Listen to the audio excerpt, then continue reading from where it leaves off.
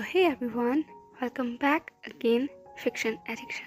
Here we are with the novel Virgin Symphony. So, it's been a long time again, maybe शायद 7 or 8 days, but this time it was not from my side, it's from your side. Because I was just waiting for 1K likes, जैसा कि मैंने आप लोगों से पहले ही कहा था कि नेक्स्ट पार्ट 1K लाइक पर ही मैं अपडेट करूँगी, but here we are, after 9 days भी हम लोग 1K लाइक को क्रॉस नहीं कर पाए. Don't you think it's too hurtful? But खैर ओके, इट्स ओके. वेल मैं बस देखना चाहती थी, वेट करना चाहती थी एंड आप लोगों को भी दिखाना चाहती थी एंड उसके साथ ही आप लोगों से बात करना चाहती थी. एक्चुअली पिछले कुछ दिनों में बहुत कुछ देखा और बहुत कुछ समझ आया. आपको पता है, स्टार्टिंग में मुझे लगा था, जब मैंने मतलब आपने भी महसूस किया होगा, पिछले कुछ टाइम से मेरे चैनल पर बहुत सारे चेंजेस चल रहे हैं, अप्स एंड डाउन्स चल रहे हैं. जैसे फर्स्ट ऑफ ऑल एक लॉन्ग ब्रेक में वीडियो को अपडेट करना, फिर सेकंड बहुत लॉन्ग फॉर्मेट में वीडियो को अपडेट करना, थर्ड मैंने ट्राई किया मेंबरशिप के लिए जिसमें बहुत सारा क्रिटिसिज्म भी मिला एंड देन बहुत लोगों का सपोर्ट मिला, उनके लिए मैं बाय हार्ट बहुत थैंकफुल हूँ. एंड देन मैंने डिसाइड किया था मैं कुछ शॉर्ट स्टोरीज़ भी शेयर किया करूँगी जो 2 आवर्स की वीडियो हुआ करेंगी, जिसके अंदर मैं कुछ पार्ट्स में स्टोरी को कंप्लीट करने की कोशिश करूँगी. जिसमें अभी करंटली चल रही है you are my sky where I want to fly, जो मेंबर्स के लिए है ऑफ कोर्स. एंड इसके बाद एक और चेंज जो मैंने किया था वो था मैं अपने कैरेक्टर्स के नेम को चेंज करूँगी बिकॉज ऑफ सम रीज़न. मैंने डिस्कस भी किए थे आप लोगों के साथ. एंड इन सारे चेंजेस को करने के पीछे मैं थोड़ी डाउटफुल थी, ऑफ कोर्स मैं थी. जैसे फर्स्ट ऑफ ऑल मेंबरशिप के लिए मुझे बहुत ज़्यादा ये था कि पता नहीं कोई खरीदेगा भी या नहीं, आई मीन इन्वेस्ट करेगा अपना या नहीं. लेकिन सीरियसली आई वॉज अमेज्ड. बहुत सारे लोगों ने मुझे सपोर्ट किया एंड जब मैं उन लोगों को मेरी मेंबरशिप परचेस करते हुए देखती हूँ एंड जब वो लोग मुझसे बात करते हैं तो I feel so good. I can't describe in words what I feel exactly, because ये मेरे लिए बहुत बड़ी बात है. क्योंकि अगर एक पर्सन भी अगर मेंबरशिप परचेस करता है तो it's really means a lot to me. And मुझे सच में लगता है कि मैंने अर्न किया, मैंने एटलीस्ट एक पर्सन ऐसा अर्न किया जो इन सब चीज़ों से हट कर भी मुझे सपोर्ट करने के लिए तैयार है. It was a great feeling. तो मुझे अच्छा लगा. ऑफ कोर्स सभी को अच्छा लगेगा, बट इसका मतलब ये नहीं था कि बाकी सारे फैमिली मेम्बर्स मेरे लिए मेरे अपने नहीं थे. कुछ ऐसे लोग भी थे जो सपोर्ट करना चाहते थे बट उनके पास अपने कुछ रीजंस थे जिसकी वजह से वो मुझे सपोर्ट नहीं कर सकते थे. तो मैं समझ सकती हूँ उनकी बात को भी. And they are also equally lovable to me. And I know इनमें से वही बहुत सारे ऐसे लोग होंगे जिन्होंने लास्ट टाइम मुझे 17 और 18% में सपोर्ट किया था. एंड जब मैंने लास्ट टाइम आप लोगों को अपने रीजंस शेयर किए तो उन लोगों ने कमेंट्स में मुझे बहुत प्यार दिया. तो सबसे पहले thank you so very much, so very much कि जिन लोगों ने भी कमेंट सेक्शन में मेरे लिए ये लिखा कि उन्हें मैं पसंद हूँ, मेरी राइटिंग पसंद है, मैं जो चाहे वो मैं अपने कैरेक्टर्स के नेम रख सकती हूँ एंड वो मुझे सुनेंगे. And I can't describe in words what exactly I am feeling that moment, because I was really doubtful. I was doubtful because I invest my 1 year and so much in emotions and feelings and time also. तो इस एक पूरे साल की मेहनत कहीं बेकार ना चली जाए एंड लोग एकदम से मुझसे कट ऑफ ना हो जाए. तो ये सारे डाउट्स थे मेरे मन में. एंड मेंबरशिप को लेकर भी ये डाउट्स थे कि मैं मेहनत करूँ और कोई सुनने ही ना आए, या फिर मैं अपलोड करूँ अपडेट करूँ कोई परचेज ही ना करे. तो ये भी डाउट थे. बट मेरे ये सारे डाउट्स कहाँ क्लियर हो गए आपको पता है? मेरे पहले डाउट क्लियर हुए थे मेरे लास्ट टाइम जब मैंने अपडेट किया था in the embrace of my love का last episode. That was 2 hour long and I invest my whole day to record that video. Literally I invest my whole day and तब जाकर 2 घंटे का video prepare हुआ था. And उस time पे मेरे माइंड में बहुत सारे थॉट्स थे स्टोरी को लेकर एंड इसको कंप्लीट करने को लेकर. एंड मैंने उसे जहाँ तक हो सके जस्टिफाई करने की कोशिश की. And I am so happy मेरे रिज़ल्ट को लेकर जो इन the embrace of my love के लास्ट एपिसोड से आया था आउटपुट उस वीडियो का. तो आई वॉज हैप्पी क्योंकि वो वैसी एंडिंग थी जैसी मैं चाहती थी. पर वो बहुत से लोगों को पसंद नहीं आई. They want a happy ending. तो मैंने हैप्पी एंडिंग के लिए भी बहुत सारे लोगों ने जो लिखा था कि वो परचेज नहीं कर सकते मेंबरशिप के लिए, तो उन लोगों के लिए मैंने कोशिश की कि मैं एक स्पेशल एपिसोड बनाऊँ जिसके अंदर मैं एक बाइंड अप कर दूँ स्टोरी को. एंड मैंने वो किया भी. शायद 5 से 6 दिन में मैंने उसे अपडेट कर दिया था फाइनल चैप्टर बोलकर. तो उस मोड पर वो स्टोरी ख़त्म हो गई थी उन सभी लोगों के लिए जिन लोगों ने मेंबरशिप परचेज़ नहीं की थी. और जिन्होंने परचेज़ की है उन लोगों के लिए अभी भी स्टोरी ऑनगोइंग है एंड बहुत सारे मोमेंट्स चल रहे हैं. वो एक अलग मैटर है. पर यहाँ जो मैं मैटर डिस्कस कर रही थी मैं वो ये कर रही थी कि मुझे बहुत सारे लोगों ने क्रिटिसाइज़ किया था कि मैं मेंबरशिप क्यों ओपन कर रही हूँ. सब कुछ जैसा चल रहा है वैसा चलने देते हैं ना. एंड जो लोग मुझे सपोर्ट कर रहे हैं वो नहीं खरीद सकते हैं, तो उन लोगों के बारे में मुझे सोचना चाहिए. एंड सीरियसली मैंने कुछ दिनों तक सोचा भी था कि एटलीस्ट मैं इन the embrace of my love का तो एपिलॉग आप लोगों के साथ शेयर करूँ, या फिर सारे एपिलॉग्स नहीं, कुछ एपिलॉग्स शेयर करूँ, क्योंकि बहुत सारे लोग बहुत रिक्वेस्ट कर रहे थे कि मुझे इन the embrace of my love को एपिलॉग में नहीं डालना चाहिए। So for 2 days I thought about it, and such में जैसे चल रहा है वैसे सबको चलने देते हैं एंड सबके लिए वीडियो अपलोड करते हैं। एंड ये चीज़ मैंने लास्ट एपिसोड तक सोची थी जब मैंने 2 hours का एपिसोड अपडेट किया था, बट उसका रिजल्ट जो आप लोगों की तरफ से आया that was too hurtful. I mean seriously it's too hurtful for me, because कम से कम 5 से 6 हज़ार लोगों ने उस वीडियो को देखा and I can't even touch 1K likes. Seriously क्या ये बहुत ज़्यादा थे 1K लाइक्स? क्योंकि मुझे लगता है मेंबरशिप परचेज करने में आप लोगों को कुछ इन्वेस्ट करना पड़ता है, कुछ मनी उसमें अपना पुट करना पड़ेगा, लेकिन like they are free guys. आपको सिर्फ उसमें एक बटन प्रेस करना होता है एंड दैट्स इट। हम क्रिएटर के लिए बहुत बड़ी बात है, बट आप लोग तो एक फ्री जो लाइक होता है उस तक को प्रेस नहीं कर सकते। एंड आप लोग कमेंट सेक्शन में मुझे क्रिटिसाइज़ कर सकते हो and I accepted, because words free होते हैं ना, अप्रिसिएशन महंगा होता है। एंड मे बी शायद मैं भी उसे अर्न करने के काबिल नहीं हुई हूँ। मेरे अंदर अभी भी बहुत सारे फ्लॉज हैं जिस पर मुझे वर्क करना होगा, तभी मैं शायद आप लोगों से वो अप्रिसिएशन, वो लाइक्स अर्न कर पाऊँगी। तो ओके, इट्स ओके। हम लोग सब लर्निंग फेज में हैं एंड हम सब लोग लर्न कर रहे हैं। मे बी एक दिन मुझे बिना कहे मेरी वीडियोस पर 1K लाइक्स मिल जाया करेंगे, तो I just wait for that day.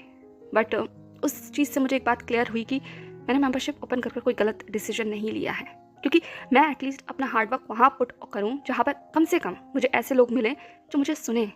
At least उसमें से सिर्फ मैं ही ना हूँ जो अपना सब कुछ इन्वेस्ट करूँ, मेरे व्यूवर्स भी हो जो अपना कुछ इन्वेस्ट करें एंड हम लोग इक्वली पार्टनरशिप में रहें। ये सिर्फ मेरी एक थिंकिंग थी जो मुझे अब मेंबरशिप के लिए कम्प्लीटली जस्टिफाइंग लग रही है, क्योंकि रिस्पॉन्स एंड रिज़ल्ट आप लोगों के सामने है मेरे एफर्ट्स का, जो बदले में शायद मुझे कुछ भी नहीं देता सिवाय एक एम्प्टी फीलिंग के। क्योंकि जब इतना सब कुछ कर भी, इतनी लॉन्ग फॉर्मेट में वीडियो बनाकर भी मुझे रिज़ल्ट में कुछ भी ना मिले, तो मैं भी क्यों अपनी एनर्जी, अपने एफर्ट्स एंड अपना इतना सारा टाइम इसमें इन्वेस्ट करूं सिर्फ एक चैप्टर को अपडेट करने के लिए, वो भी सभी के लिए, जब सभी उसमें कंट्रीब्यूट करने के लिए तैयार ही नहीं है। तो एंड अब बात होती है मेरे सेकंड चेंज की, यानी कि नेम को चेंज करने की। तो लास्ट टाइम मैंने वीडियो में अपना जो कंसर्न था वो आप लोगों के साथ शेयर किया था कि मेरे क्या डाउट है एंड मैं क्यों नेम चेंज करना चाहती हूँ। पहले मुझे लग रहा था कि मुझे नहीं नेम चेंज करने चाहिए, बट लास्ट वीडियो में आप लोगों के कमेंट्स पढ़कर, स्पेशली कुछ चुनिंदा लोगों के कमेंट्स पढ़कर, I was clear. Now I am completely clear कि जो भी मैं कर रही हूँ it's not wrong completely, it's good and it's right in some ways. Because जिस चीज़ का मुझे डर था वो था कि एंड में आई बिकम समवन्स शैडो, फिर वो चाहे वांगशान की शैडो हो या फिर ईजान की शैडो हो, किसी की भी हो, एंड ऑफ द रिज़ल्ट में मैं उनकी शैडो बनकर ही रह जाऊंगी। And I don't want that, क्योंकि इन सब में शायद मैं कहीं खो जाऊंगी। और ये लास्ट वीडियो के कमेंट्स ने प्रूव किया कि उन्हें सच में ऐसा ही लगा कि I am nothing, I don't put anything. फिर वो चाहे मेरे इमोशंस हो, मेरा हार्डवर्क हो स्टोरीज़ को लेकर, चाहे सोचने की थिंकिंग हो, कुछ भी हो, मेरा उसमें कुछ भी नहीं था। सब कुछ वांगशान और ईजान का ही था और मैंने उनमें अपना कुछ भी पुट नहीं किया, मैंने सिर्फ उन्हें इस्तेमाल किया है, मैंने उन्हें इस्तेमाल किया है। सो थैंक्स मुझे इतना ब्यूटीफुल कमेंट करने के लिए एंड मुझे जगाने के लिए और मुझे ये बताने के लिए कि मैंने जो डिसाइड किया है वो कम्प्लीटली गलत नहीं है। कि जिस चीज़ का मुझे डर था वही आप लोगों ने प्रूव किया। मुझे यही डर था कि एंड में मेरा सब कुछ होते हुए भी मेरा कुछ नहीं रहेगा। आप लोगों के कमेंट्स ने ये प्रूव किया कि वो सब कुछ सिर्फ ईजान और वांगशान तक ही रह गया। मेरे एफर्ट्स, इमोशंस, कहानी सबके जैसे हवा हो गया सब कुछ, शायद ईजान और वांगशान की आंधी में। तो मैं भी इसी आंधी का हिस्सा ही ना बना रह जाऊँ, इसीलिए मैं कुछ अलग करना चाह रही थी। और जिन्होंने भी मुझे सपोर्ट किया उसके लिए थैंक यू वेरी मच, क्योंकि आदमी गलती से ही सीखता है और मैं सीख रही हूँ, मुझे सीखना पसंद है। तो शुक्रिया मुझे सिखाने के लिए आप सभी लोगों ने एंड मेरे फैसले को ठीक प्रूव करने का भी thank you so very much. पर मैं एक चीज़ कहना चाहूँगी, जो चीज़ मुझे अच्छी नहीं लगी वो थी कि मैंने लास्ट टाइम इबो एंड जहान के बारे में बोला था कि पता नहीं इन फ्यूचर वो लोग क्या करेंगे। तो मैं अभी भी उसी बात पर स्टिक हूँ कम्प्लीटली।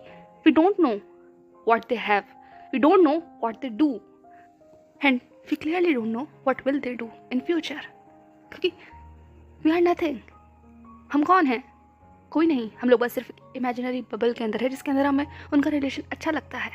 बट एक ट्रू फैन वही है जो अपने आइडल को वैसे एक्सेप्ट करे जैसा वो रिप्रेजेंट करना चाहता है। एक ऐसा सफोकेटिंग एनवायरनमेंट ना क्रिएट कर दे जिसके अंदर अगर हमारी मर्जी के मुकाबले कुछ नहीं हुआ तो हम अपने आइडल्स को हेट देना शुरू कर देंगे या अपने लव वंस को हेट देना शुरू कर देंगे, बिकॉज वो हमें वैसा नहीं दिख रहा जैसा कि हम चाहते हैं। मैं अपने कैरेक्टर्स को बदलना चाहती हूँ या उनके साथ कुछ एक्सपेरिमेंट करना चाहती हूँ, तो आप मुझे पसंद नहीं करेंगे बिकॉज मैं आपकी मर्जी के मुताबिक नहीं कर रही हूँ कुछ भी चीज़। वैसे ही अगर जहान एंड नीबू एक दूसरे के साथ फ्यूचर में ना रहे तो हम लोग उन्हें पसंद करना छोड़ देंगे जस्ट बिकॉज हम लोग उनके साथ इसलिए थे क्योंकि हम लोग ईजान फैंस थे। तो ये एक ट्रू फैन वाला मोमेंट नहीं है, फिर तो एक ऑब्सेशन हो गया जिसमें हम सिर्फ सामने वाले को तभी एक्सेप्ट कर सकते हैं, उसे तभी प्यार कर सकते हैं जब वो हमारे अकॉर्डिंग है। तो मैं ऐसा ना ही तो ऑब्सेशन रखती हूँ, ना ही ऐसा कोई लव रखती हूँ अपने उन आइडल्स के लिए। They are just for me like a सुकून, दे आर सुकून फॉर मी ओनली। ना इससे ऊपर कुछ है और ना इससे नीचे कुछ है, और मुझे लगता है ये सबके लिए होना चाहिए। किसी भी चीज़ का obsession it's too harmful for us, for our mental peace. क्योंकि जब किसी चीज़ को हद से ज़्यादा चाहने लग जाते हैं ना हम, तो वो एक डेंजरस रूप ले लेता है, बिकॉज ऑल टाइम हमारे माइंड में वही चीज़ भरी रहती है। एंड जब वो चीज़ हमारे मन मुताबिक नहीं होती है ना, तो हमें इरिटेशन होना शुरू हो जाती है, फ्रस्ट्रेशन होना शुरू हो जाती है। तो अपने आप को किसी भी चीज़ का इतना ऑब्सेस्ड मत बनाओ कि वो चीज़ आपको इफेक्ट करे। आप अपना पूरा दिन वहाँ इन्वेस्ट कर दो सिर्फ उनके बारे में बातें करने के लिए, उनके इन्फॉर्मेशन को शेयर करने के लिए, उनके बारे में पढ़ने के लिए, हर सोशल मीडिया पर उन्हें स्टॉक करने के लिए। No please don't do this. क्योंकि ये जो मैं आप लोगों के साथ शेयर कर रही हूँ या मैं अपनी थिंकिंग जो आप लोगों को बता रही हूँ, उसकी वजह सिर्फ यही है क्योंकि लास्ट वीडियो पर मुझे कुछ ऐसे कमेंट्स एंड डीएम्स मिले जहाँ जो सच में मुझे सोचने पर मजबूर कर रहे थे कि आप लोग सच में कितने ज़्यादा बाइंड अप हो उन सब चीज़ों से। अगर वैसा नहीं हुआ तो आप लोगों की थिंकिंग कहाँ तक जा सकती है? क्या आप लोग उस चीज़ को एक्सेप्ट करना ही नहीं चाहते? मेरा ज़रा सा इतना कहना कि इन फ्यूचर अगर सहाने एक दूसरे के साथ नहीं हुए तो बहुत सारे लोग भड़क गए थे। दे जस्ट सेड दैट कि मैं कौन होती हूँ ये कहने वाली कि वो लोग इन फ्यूचर साथ होंगे या नहीं, और उन्हें क्या पता कि वो लोग कितना ज़्यादा एक दूसरे को सपोर्ट करते हैं and so many things like that. तो क्लियरली आई एक्सेप्ट दैट कि मैं कौन होती हूँ किसी भी चीज़ पर कमेंट पास करने वाली। हम कोई नहीं है, वी आर नथिंग। बट मेरा मेन पॉइंट यहाँ पर यह है कि किसी का रिलेशन आप सब लोगों की लाइफ में इतना इंपॉर्टेंट रोल क्यों प्ले कर रहा है? आप एक लीक से हटकर थोड़ी अलग बात पर उस चीज़ के लिए स्टैंड लेना शुरू कर दो, उसके लिए बहुत हार्श हो जाओ, ब्रूटल हो जाओ अपने वर्ड्स को लेकर एंड कम्प्लीटली एंग्री हो जाओ। तो ये ठीक नहीं है। आई थिंक आप लोगों को इतना ज़्यादा ऑब्सेस्ड नहीं होना चाहिए किसी भी चीज़ से, क्योंकि ये चीज़ आपकी मेंटल हेल्थ को इफेक्ट करेगी। और मेरे बहुत सारे व्यूवर्स ऐसे हैं जो अभी बहुत छोटे हैं, जिनकी एज शायद ऐसी है जिन्होंने 10th 12th या फिर फर्स्ट ईयर्स के एग्ज़ाम दिए हैं। तो आप लोग भी बहुत छोटे हो गाइस। आप लोग इतना ज़्यादा अपने आप को किसी भी चीज़ में इन्वेस्ट मत करो कि आप लोगों को वही सब कुछ रियल लगने लग जाए। आप अपनी और भी चीज़ों के ऊपर फोकस करो, उन्हें स्टडी करो। किसी भी चीज़ को सुकून की तरह लो, आदत या ऑब्सेशन की तरह नहीं, क्योंकि शॉर्ट टर्म में आपको खुशी दे सकता है पर एक लॉन्ग टर्म में आपको सिर्फ फ्रस्ट्रेशन देगा एंड आपके माइंड पर भी इफेक्ट करेगा। तो मेरी तरफ से it's just a piece of advice. बाकी आप लोग अगर इसे रखना हो तो रखिएगा, बाकी नहीं तो स्किप कर भूल जाइएगा कि मैंने ऐसा भी आपसे कुछ कहा था।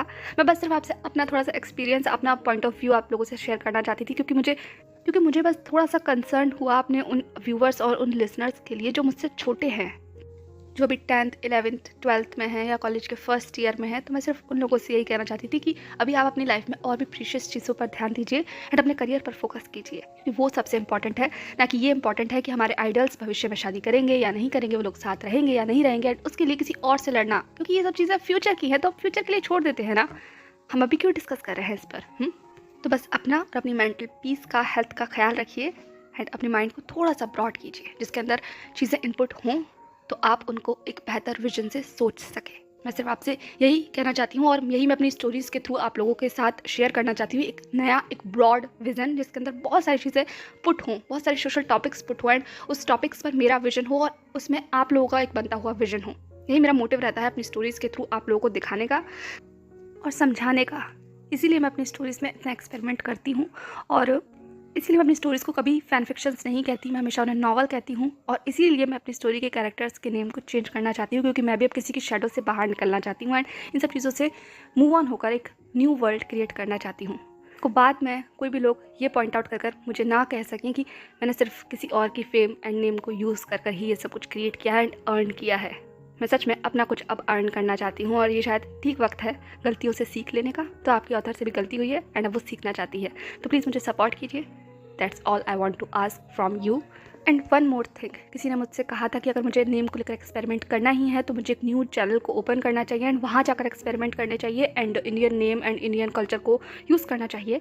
और ऐसा नहीं है कि मैंने ये नहीं सोचा है, मैंने सोचा था जब इन the embrace of my love complete हुआ था, उसी स्टोरी के साथ ही मैंने ये सोचा था कि मैं इसी स्टोरी को शायद कोई डिफरेंट नेम के साथ एक डिफरेंट चैनल ओपन कर यूज़ करूँ, एंड मे बी वो नेम इंडियन हो, लोकेशन इंडियन हो, इमोशंस इंडियन हो, एंड क्या ज़रूरत है हमें चाइना में अपनी स्टोरी को पुट करने की, हम इंडियन जॉनर में भी उस स्टोरी को क्रिएट कर सकते हैं। तो ये सिर्फ अभी मेरा एक थॉट है। इस थॉट के बारे में आपको क्या लगता है? क्या मुझे इन the embrace of my love को इंडियन वर्जन में लेकर आना चाहिए एंड डिफरेंट चैनल पर इंडियन वर्जन में उसे अपडेट करना चाहिए? तो प्लीज़ मुझे इस बारे में ज़रूर कमेंट सेक्शन में लिखकर बताइएगा। अगर आप इन the embrace of my love को कुछ इंडियन तड़के के साथ सुनना चाहते हैं, तो अगर आप कमेंट सेक्शन में मुझे सपोर्ट करेंगे तो ही मैं इस थॉट के बारे में सोचूंगी और एक डिफरेंट चैनल पर उसे इंडियन वर्जन में रिप्रेजेंट करने के बारे में सोचूंगी, ठीक है? तो अगर आपको ये आइडिया अच्छा लग रहा है कपल के नाम को इंडियन वर्जन में सुनने का, तो मैं कम्युनिटी में पोल डालूंगी, अपने वोट्स एंड कमेंट्स वहाँ पर मुझे दीजिएगा इस थॉट को लेकर, फिर हम इस पर वर्क करेंगे इन फ्यूचर। और बाकी रही बात वर्जन सिम्फनी की, तो वर्जन सिम्फनी में भी आगे यही रहेगा। जैसे ही वीडियो पर 1K लाइक कंप्लीट हुआ करेंगे, मैं नेक्स्ट पार्ट को अपडेट कर दूंगी। और अब ये चीज़ आप लोगों के हाथ में है कि आप कितनी जल्दी नेक्स्ट पार्ट को सुनना चाहते हैं। जैसे ही नियर अराउंड 1K पहुंचेंगे, so I will update next part as soon as possible. जैसे ही 1K लाइक को हम कंप्लीट करेंगे, तो आगे से चैप्टर्स 1K लाइक के लिए ही रन किया करेंगे। और मैंने लास्ट वीडियो से इस वीडियो तक पहुँचने में इतना टाइम इसलिए ले लिया क्योंकि मैं सीरियसली आप लोगों को दिखाना चाहती थी। आप लोग सोचते हो ना मैं बहुत बायस हूँ, मैं मेंबरशिप ओपन कर देती हूँ, मैं अपने रूल्स लगाती हूँ अपने चैनल पर, जैसा मेरा मन करता है मैं वैसे अपडेट करती हूँ, मैं डेली अपडेट नहीं करती। बहुत सारे आप लोग की कंप्लेंट्स रहती हैं मुझसे, लेकिन ये कंप्लेन अब आप लोगों के सामने है। सीरियसली खुद देखिए कि हम लोग 7 दिन में भी 1K लाइक कंप्लीट नहीं कर पाए। ये आप लोगों का रिस्पॉन्स रहता है स्टोरीज़ के लिए। तो आप मुझे खुद बताइए कि मैं कैसे मोटिवेट हो जाऊँ अपनी स्टोरी को डेली अपडेट करने के लिए, जब आप लोग ही डेली कमेंट या फिर लाइक नहीं कर सकते। तो एंड अब हम लोग नियरली पहुंच गए हैं 1K के, एंड बहुत मेरे ब्यूटीफुल इतने ज़्यादा सब्सक्राइबर्स थे जिन लोगों ने डेली मुझे पोक किया, डेली मुझे कमेंट्स किया कि मैं कब अपडेट कर रही हूँ। तो ये शायद वीडियो उन्हीं के लिए है। I am really really sorry my beautiful souls, जिन्होंने इतना पेशेंटली वेट किया एंड मैंने उनको बहुत ज़्यादा परेशान किया। तो आपकी जीजी आगे से आपको परेशान नहीं करेंगी, कोशिश करेंगी कि जल्दी से अपडेट करें। बस आप प्लीज़ लाइक कर दिया कीजिए एंड थोड़ा सा मुझे मोटिवेट कर दिया कीजिए। That's all I want to say. मैंने आपका बहुत सारा समय ले लिया, उसके लिए आई am really really sorry. But ये लास्ट टाइम था जब मैंने इतना लंबा चौड़ा लेक्चर दिया है आपको। आगे से मैं कोशिश करूँगी कि मैं इतना ज़्यादा बकबक ना करूँ वीडियो में, क्योंकि आप लोग यहाँ पर मेरी बकबक सुनने नहीं, स्टोरी सुनने आए हो। तो वही शुरू करते हैं। Let's start the next part of version symphony. So last part हमने वर्जन सिम्फनी के अंदर अपने सेकंड मेन लीड के कैरेक्टर को थोड़ा सा और जानने के लिए देखा था, जो बहुत ज़्यादा हद तक तो समझ में नहीं आया था, लेकिन इतना समझ में आ गया था कि जिस सिनेरियो में एंड जिस पिक्चर में ये सब कुछ चल रहा है, उस पिक्चर के अंदर हमारा सेकंड मेन लीड इतनी आसानी से फिट नहीं बैठेगा। वो सोसाइटी को चैलेंज करने के लिए पूरी तरीके से तैयार है, क्योंकि ये सोसाइटी को वो अपना नहीं मानता। यहाँ जितने भी रूल्स चलते हैं, लान ईबो उन रूल्स में ना ही तो फिट होता है, ना ही वो उन रूल्स को फॉलो करने वालों में से है। तो देखते हैं आगे लान ईबो की पूरी लाइफ में ये रूल्स किस तरीके से असर करते हैं, और क्या ये रूल्स लान ईबो को बदलते हैं या लान ईबो इन रूल्स को बदलता है। एंड वहीं दूसरी तरफ कुछ लोगों को अभी नेम्स को लेकर डाउट है। जैसे कि मैंने फर्स्ट चैप्टर में शू फैमिली के सबसे छोटे अल्फा के लिए नेम इस्तेमाल किया था शू यांग, एंड वही सेम नेम हमने लैन ईबो के फ्रेंड को लेकर भी इस्तेमाल किया है, जिसको भी हमने शुयांग कहकर बुलाया था, बट बाद में मैंने उसे हाउशवान कहना शुरू कर दिया। तो ऐसा नहीं है कि मैंने गलती से दोनों नेमों को साथ बोल दिया था या एक जैसा बोल दिया था, नहीं। कुछ कॉन्सेप्ट है जो दोनों के नेम को लेकर आगे रहेगा, इसीलिए मैंने दोनों के नेम को शुयांग कहकर इंडिकेट किया था। फिर भी आप लोगों को कन्फ्यूजन ना हो, इसीलिए मैं दोनों नेमों को अब एक को शुयांग यानी कि शू फैमिली के सबसे छोटे अल्फा को शुयांग कहकर बुलाऊंगी, एंड लान ईबो के फ्रेंड को मैं हाउशवान कहकर बुलाऊंगी। बट आप याद रखिएगा कि हाउशवान का एक नाम शुयांग भी है। तो इन फ्यूचर अगर मैं वो कॉन्सेप्ट नॉवल में इंक्लूड करूँगी तो वहाँ पर शुयांग के नेम को लेकर आपको कन्फ्यूजन ना हो, ठीक है। तो फर्स्ट कन्फ्यूजन मैंने आप लोगों का दूर कर दिया, एंड सेकेंड कन्फ्यूजन आपको है शाओलिन और शीलियान को लेकर। तो दोनों नाम एक ही हैं, लाइक बर्थ नेम और कर्टेसी नेम। जब वो अल्फा चेयर पर बैठी हुई है तब उसका नाम शीलियान है, और जब वो नॉर्मली लोगों से बात कर रही है तो उसका नाम शाओलिन है। तो कर्टेसी नेम और बर्थ नेम को लेकर आप कंफ्यूज ना होइएगा। अगर कोई डाउट हो तो आप डेफिनेटली कमेंट सेक्शन में मुझसे पूछ सकते हैं। चलिए तो अब स्टोरी को स्टार्ट करते हैं। तो फाइनली लैन ईबो अपने उस लग्जूरियस कैरेज के अंदर एक बड़े से रॉयल कोर्ट में पहुंच गया था। ये एक और रॉयल पैलेस था जहां पर आज का फंक्शन ऑर्गेनाइज होने वाला था, एंड नो डाउट यहाँ सारे फैमिली मेम्बर्स अपने छोटे प्रिंस का वेलकम करने के लिए गेट पर ही खड़े थे। And they all are very very desperate to see him, and हो भी क्यों ना, कितने लंबे वक्त के बाद इबो वापस जो आ रहा था। एंड ऊपर से इससे भी ज़्यादा क्यूरियोसिटी इस बात के लिए थी कि इबो अपनी माँ के साथ विदेश से वापस आ रहा था, तो वो सारा एक्साइटमेंट सभी की आंखों में नजर आ रहा था। एंड सबसे ज़्यादा किसी की आंखों में नजर आ रहा था तो वो थी इस रॉयल पैलेस की ग्रैंड मदर, ये कहो ग्रेट ग्रैंड अल्फा। और उनके बगल में खड़े हुए उनके पार्टनर, जो ऑलरेडी काफ़ी ओल्ड हो चुके थे लेकिन फिर भी अपने पार्टनर का हाथ पकड़कर वो वहाँ खड़े हुए थे। उनके बगल में उनके बच्चे खड़े हुए थे एंड साइड में बहुत सारे कजन्स एंड रिलेटिव्स खड़े हुए थे। जैसे ही इबो का कैरेज रुकता है, सबसे पहले वहाँ से शाओवी बाहर आती है एंड शाओवी को वहाँ आते हुए देखकर सब लोगों की निगाहें जैसे थोड़ी तिरछी हो गई थी। लोगों के चेहरे के एक्सप्रेशन उतने ज़्यादा प्लीजेंट नहीं लग रहे थे, ऐसा लग रहा था जैसे कोई शाओवी को देखकर वहाँ पर बहुत ज़्यादा खुश नहीं है। वहीं दूसरी तरफ शिचैन भी अपने कैरेज से बाहर उतरता है एंड उसके कैरेज से बाहर ऑलरेडी बहुत सारे रॉयल गार्ड्स खड़े हुए थे, बिकॉज सब लोग शिचैन को अपनी रिस्पेक्ट शो करना चाहते थे, क्योंकि आज के बाद शिचैन का स्टेटस एकदम से चेंज हो जाएगा एंड सबको ये रूल फॉलो करना था। इसीलिए जैसे ही शिचैन के कैरेज वहाँ रुकता है एंड शिचैन अपना पहला कदम वहाँ रखता है, बाकी सभी लोग एकदम से झुक जाते हैं उसकी रिस्पेक्ट में बो करने के लिए। और ये बात वहाँ के सबसे एल्डर फैमिली मेम्बर पर भी लागू होती थी। यही रिवाज है लैन फैमिली का, वो अपने रूल्स को लेकर बहुत स्ट्रिक्ट है एंड जो भी फैमिली हेड की चेयर पर बैठता है या बैठने वाला होता है या उसका दावेदार होता है, उन सभी को बहुत ज़्यादा रिस्पेक्ट शो की जाती है एंड उसको फैमिली की पूरी हायरार्की में सबसे ऊंचा दर्जा दिया जाता है। फिर चाहे आप कितने भी एज के क्यों ना हो, ये मैटर नहीं करता, आपकी पोजीशन आपका रुतबा तय करती है। एंड बिल्कुल वही हाल इस वक्त शिचैन और लैन इबो के लिए था। फाइनली शिचैन उतर गया था एंड वो अपने ग्रैंड पेरेंट्स को देखता है। लैन फैमिली के सबसे एल्डर मेंबर्स, जिसमें अल्फा का नाम है हुलियन एंड उनका मेट है हे। इन दोनों का पेयर बिल्कुल वैसा ही है जैसे कि शू फैमिली में शीलियान एंड उसका पार्टनर जोजोआ का है, पर उन दोनों की पावर उससे बहुत ज़्यादा अलग, एंड ये शायद इसलिए बिकॉज दे आर लैंस।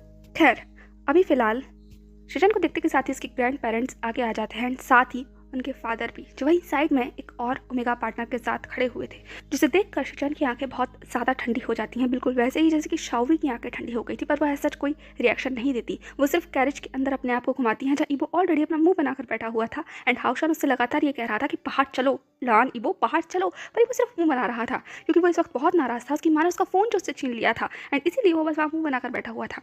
शाओवी ने अंदर हाउशान की तरफ देखकर कहा कि बाहर क्यों नहीं आ रहा। हाउशान ने कहा मैम आपने इसका फ़ोन, शाओवी ने मुंह बनाते हुए कहा सीरियसली इबो तुम इस टाइम पर यह ड्रामे दिखाने वाले हो, मैं तुम्हारा फ़ोन तुम्हें नहीं दूंगी। इबो ने कहा आप मुझे मेरा फ़ोन नहीं देंगे तो मैं भी बाहर नहीं आऊँगा, जाओ जाकर कुछ भी कह दो, आप किसी से भी, मैं बाहर नहीं आऊँगा। ठीक है, तो हुए एकदम से लान इबो की आंखें रेड हो गई थी एंड शाओवी समझ गई थी अगर वो ज़्यादा टेंटम्स थ्रो करेगी तो लान इबो भी कम नहीं है, वो भी तो उसी का बेटा है ना, वो उससे ज़्यादा टेंटम्स थ्रो करेगा एंड बेफिजूली में यहाँ पर सीन बन जाएगा। एंड वैसे भी लोग अब बड़बड़ाना शुरू कर चुके हैं, बात करना शुरू कर चुके हैं कि क्यों लान इबो अभी तक कैरेज से बाहर नहीं आ रहा, ये सब लोग उसी के लिए तो यहाँ खड़े हुए हैं। वहीं दूसरी तरफ शिचैन एंड उसके ग्रैंड पेरेंट्स एक दूसरे से मिलते हैं।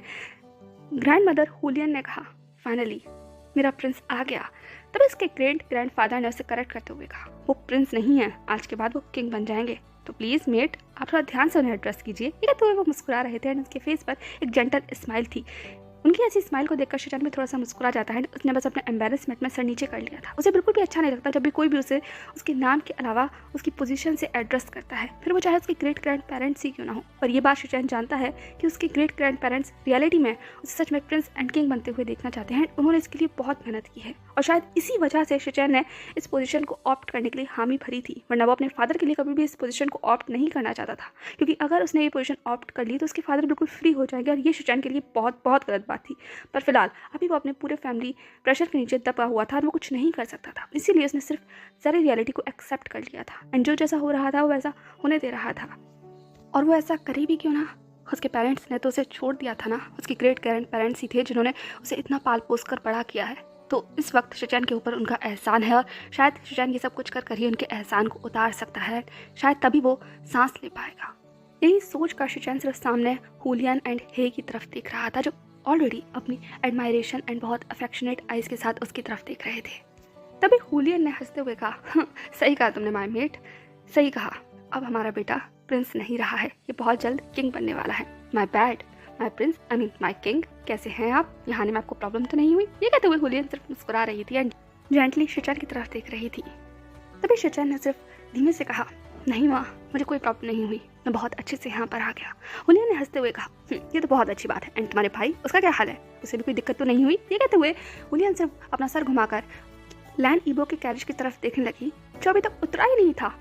हुलियन ने हे की तरफ देखते हुए कहा, सुनो, यहाँ क्या हो रहा है? हमारा छोटा प्रिंस नीचे अभी तक उतरा क्यों नहीं? शिचान, सब कुछ ठीक तो है? ये कहते हुए उसने शिचान की तरफ देखा। शिचान ने अपनी ग्रैंड मदर की तरफ देखा एंड देन थोड़ी धीमी आवाज में कहा, मुझे नहीं पता ग्रैंड माँ, देख के आता हूँ, शायद कोई प्रॉब्लम ना हो। तभी हुलियन ने कहा, नहीं, तुम क्यों जाओगे? तुम किंग हो, तुम यहीं खड़े रहो, मैं तुम्हारे ग्रैंड फादर देख कर आते हैं। हे, चलो चले हम। ये कहते हुए उसने हे की तरफ देखा एंड हे ने सिर्फ नोट करते हुए कहा, चलो चलते हैं। ये कहते हुए वो दोनों सिर्फ आगे बढ़ गए थे। शिचान को वही छोड़कर शिचान अपनी जगह पर बस खड़ा रह जाता है। उसके अगल बगल रॉयल गार्ड्स खड़े हुए थे। तभी पीछे से याओ ने आगे आते हुए कहा, मास्टर, आई थिंक हमें अंदर चलना चाहिए। आप यहाँ इस तरीके से खड़े रहिए, शायद रॉयल कोर्ट के हिसाब से ठीक। पर इससे पहले कि याओ कुछ भी कहता, शिचान ने कूदते हुए याओ की तरफ देखा एंड अपनी कोल्ड वॉइस में कहा, I want to stay there and you just stay in your limit. Did you get that? ये कहते हुए उसकी अल्फा वॉइस साउंड कर रही थी एंड याओ बस अपनी जगह पर स्टिफ हो जाता है। वो एक रेसेसिव ओमेगा था। वैसे तो उसकी बॉडी ज़्यादातर बीटा की तरह ट्रीट होती थी या बिहेव करती थी, पर जब शिचान अपनी वॉइस का इस्तेमाल करता था वो बस बहुत ज़्यादा अपने आप को वीक होता हुआ महसूस करता था। एंड ये शायद शिचान के फेरोमोन ही थे जो उसे इतना वीक करते थे, इसीलिए याओ हमेशा चुप हो जाता था जब भी शिचान उसे इस तरीके से देखता था। एंड इस बार भी यही हुआ। याओ बस अपना सर झुकाकर पीछे हो जाता है क्योंकि वो समझ गया था इस वक्त शिचान को पोक करना ठीक नहीं है। वो इस वक्त गुस्से में लग रहा है। वहीं दूसरी तरफ हुलियन और हे सिर्फ मुस्कुराते हुए फाइनली शाओवी के कैरेज की तरफ आ गए थे। हुलियन की निगाहें थोड़ी डिसअपॉइंटमेंट भरी थी जब उसने शाओवी की तरफ देखा, पर उसने कुछ कहा नहीं।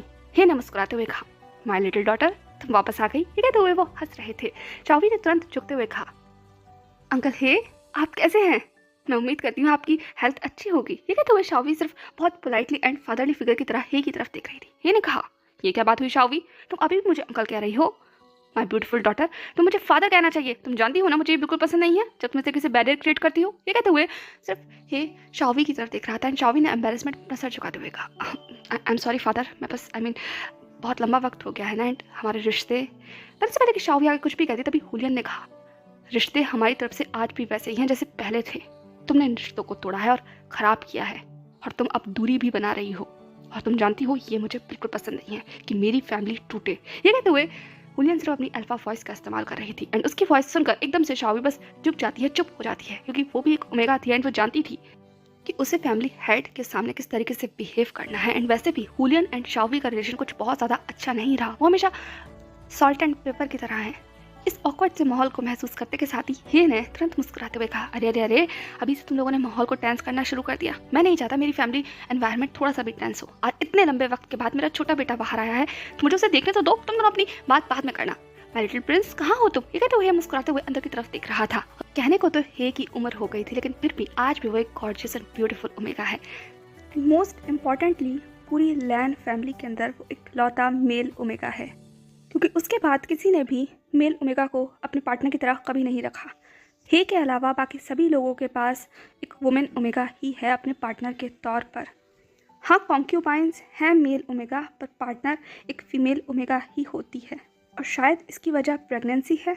सब जानते हैं कि मेल ओमेगा के लिए प्रेगनेंसी बहुत ज़्यादा रिस्की होती है and most of the time पर ऐसा होता है कि बर्थ देते वक्त ज़्यादातर मेल ओमेगाज अपनी जान खो देते हैं, और एक बच्चा बिना माँ के पैदा हो या बड़ा हो, ये चीज़ लैन फैमिली बहुत हद तक अवॉइड ही करती।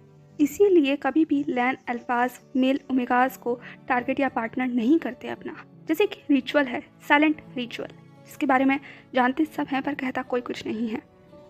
खैर, हे के पुकारने पर भी जब अंदर से ईबो नज़र नहीं आता है, नहीं उसकी कोई आवाज़ आती है, तब माहौल थोड़ा सा ऑकवर्ड और ज़्यादा हो गया था। अब शाओवी को थोड़ा सा अजीब लग रहा था एंड अब उसे बहुत गुस्सा भी आ रहा था ईबो पर। उसने सिर्फ अपने इन लॉज की तरफ देखा एंड देन धीमी आवाज़ में कहा, मुझे माफ़ कीजिए, वो शायद ईबो ना, वो आप जानते हैं ना, वो बाहर से आया है तो उसे बाल वगैरह बनाने में थोड़ी सी प्रॉब्लम हो रही है। मैं सिर्फ उसके बाल सेट कर आती हूँ, 1 मिनट हो जाइए। हाँ, ये कहते हुए वो हुलियन एंड हे के सामने थोड़ा सा झुकती है। हुलियन सिर्फ उसे घूर रही थी क्योंकि इसे अच्छा नहीं लग रहा था शाओवी का ऐसा बिहेवियर। वहीं दूसरी तरफ हे समझ सकता था कि शायद अभी थोड़ा सा टाइम चाहिए, इसीलिए उसने अपने पार्टनर की तरफ देखा, थोड़ी धीमी आवाज़ में कहा, थोड़ी शांति रखो, हमारी लिटिल डॉटर बोल रही है ना कि वो अभी आती है, थोड़ा रुक जाओ। ये कहते हुए अपने पार्टनर की तरफ देखने लगा, पर हुलियन सिर्फ अभी शाओवी को घूर रही थी जो अपना गाउन संभालते हुए उस कैरेज के अंदर वापस जा रही थी। तभी दूसरी तरफ हे ने कहा, हुलियन ने कहा, क्या? एंड वो हमारी डॉटर नहीं है, वो हमारी डॉटर इन लॉ है।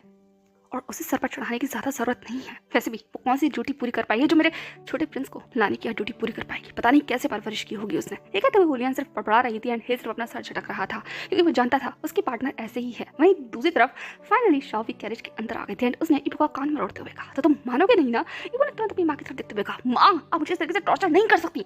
शाओवी ने कहा, सच में तुम्हारा तो मुझे नहीं पता कि मुझे तुम्हारे साथ क्या करना चाहिए।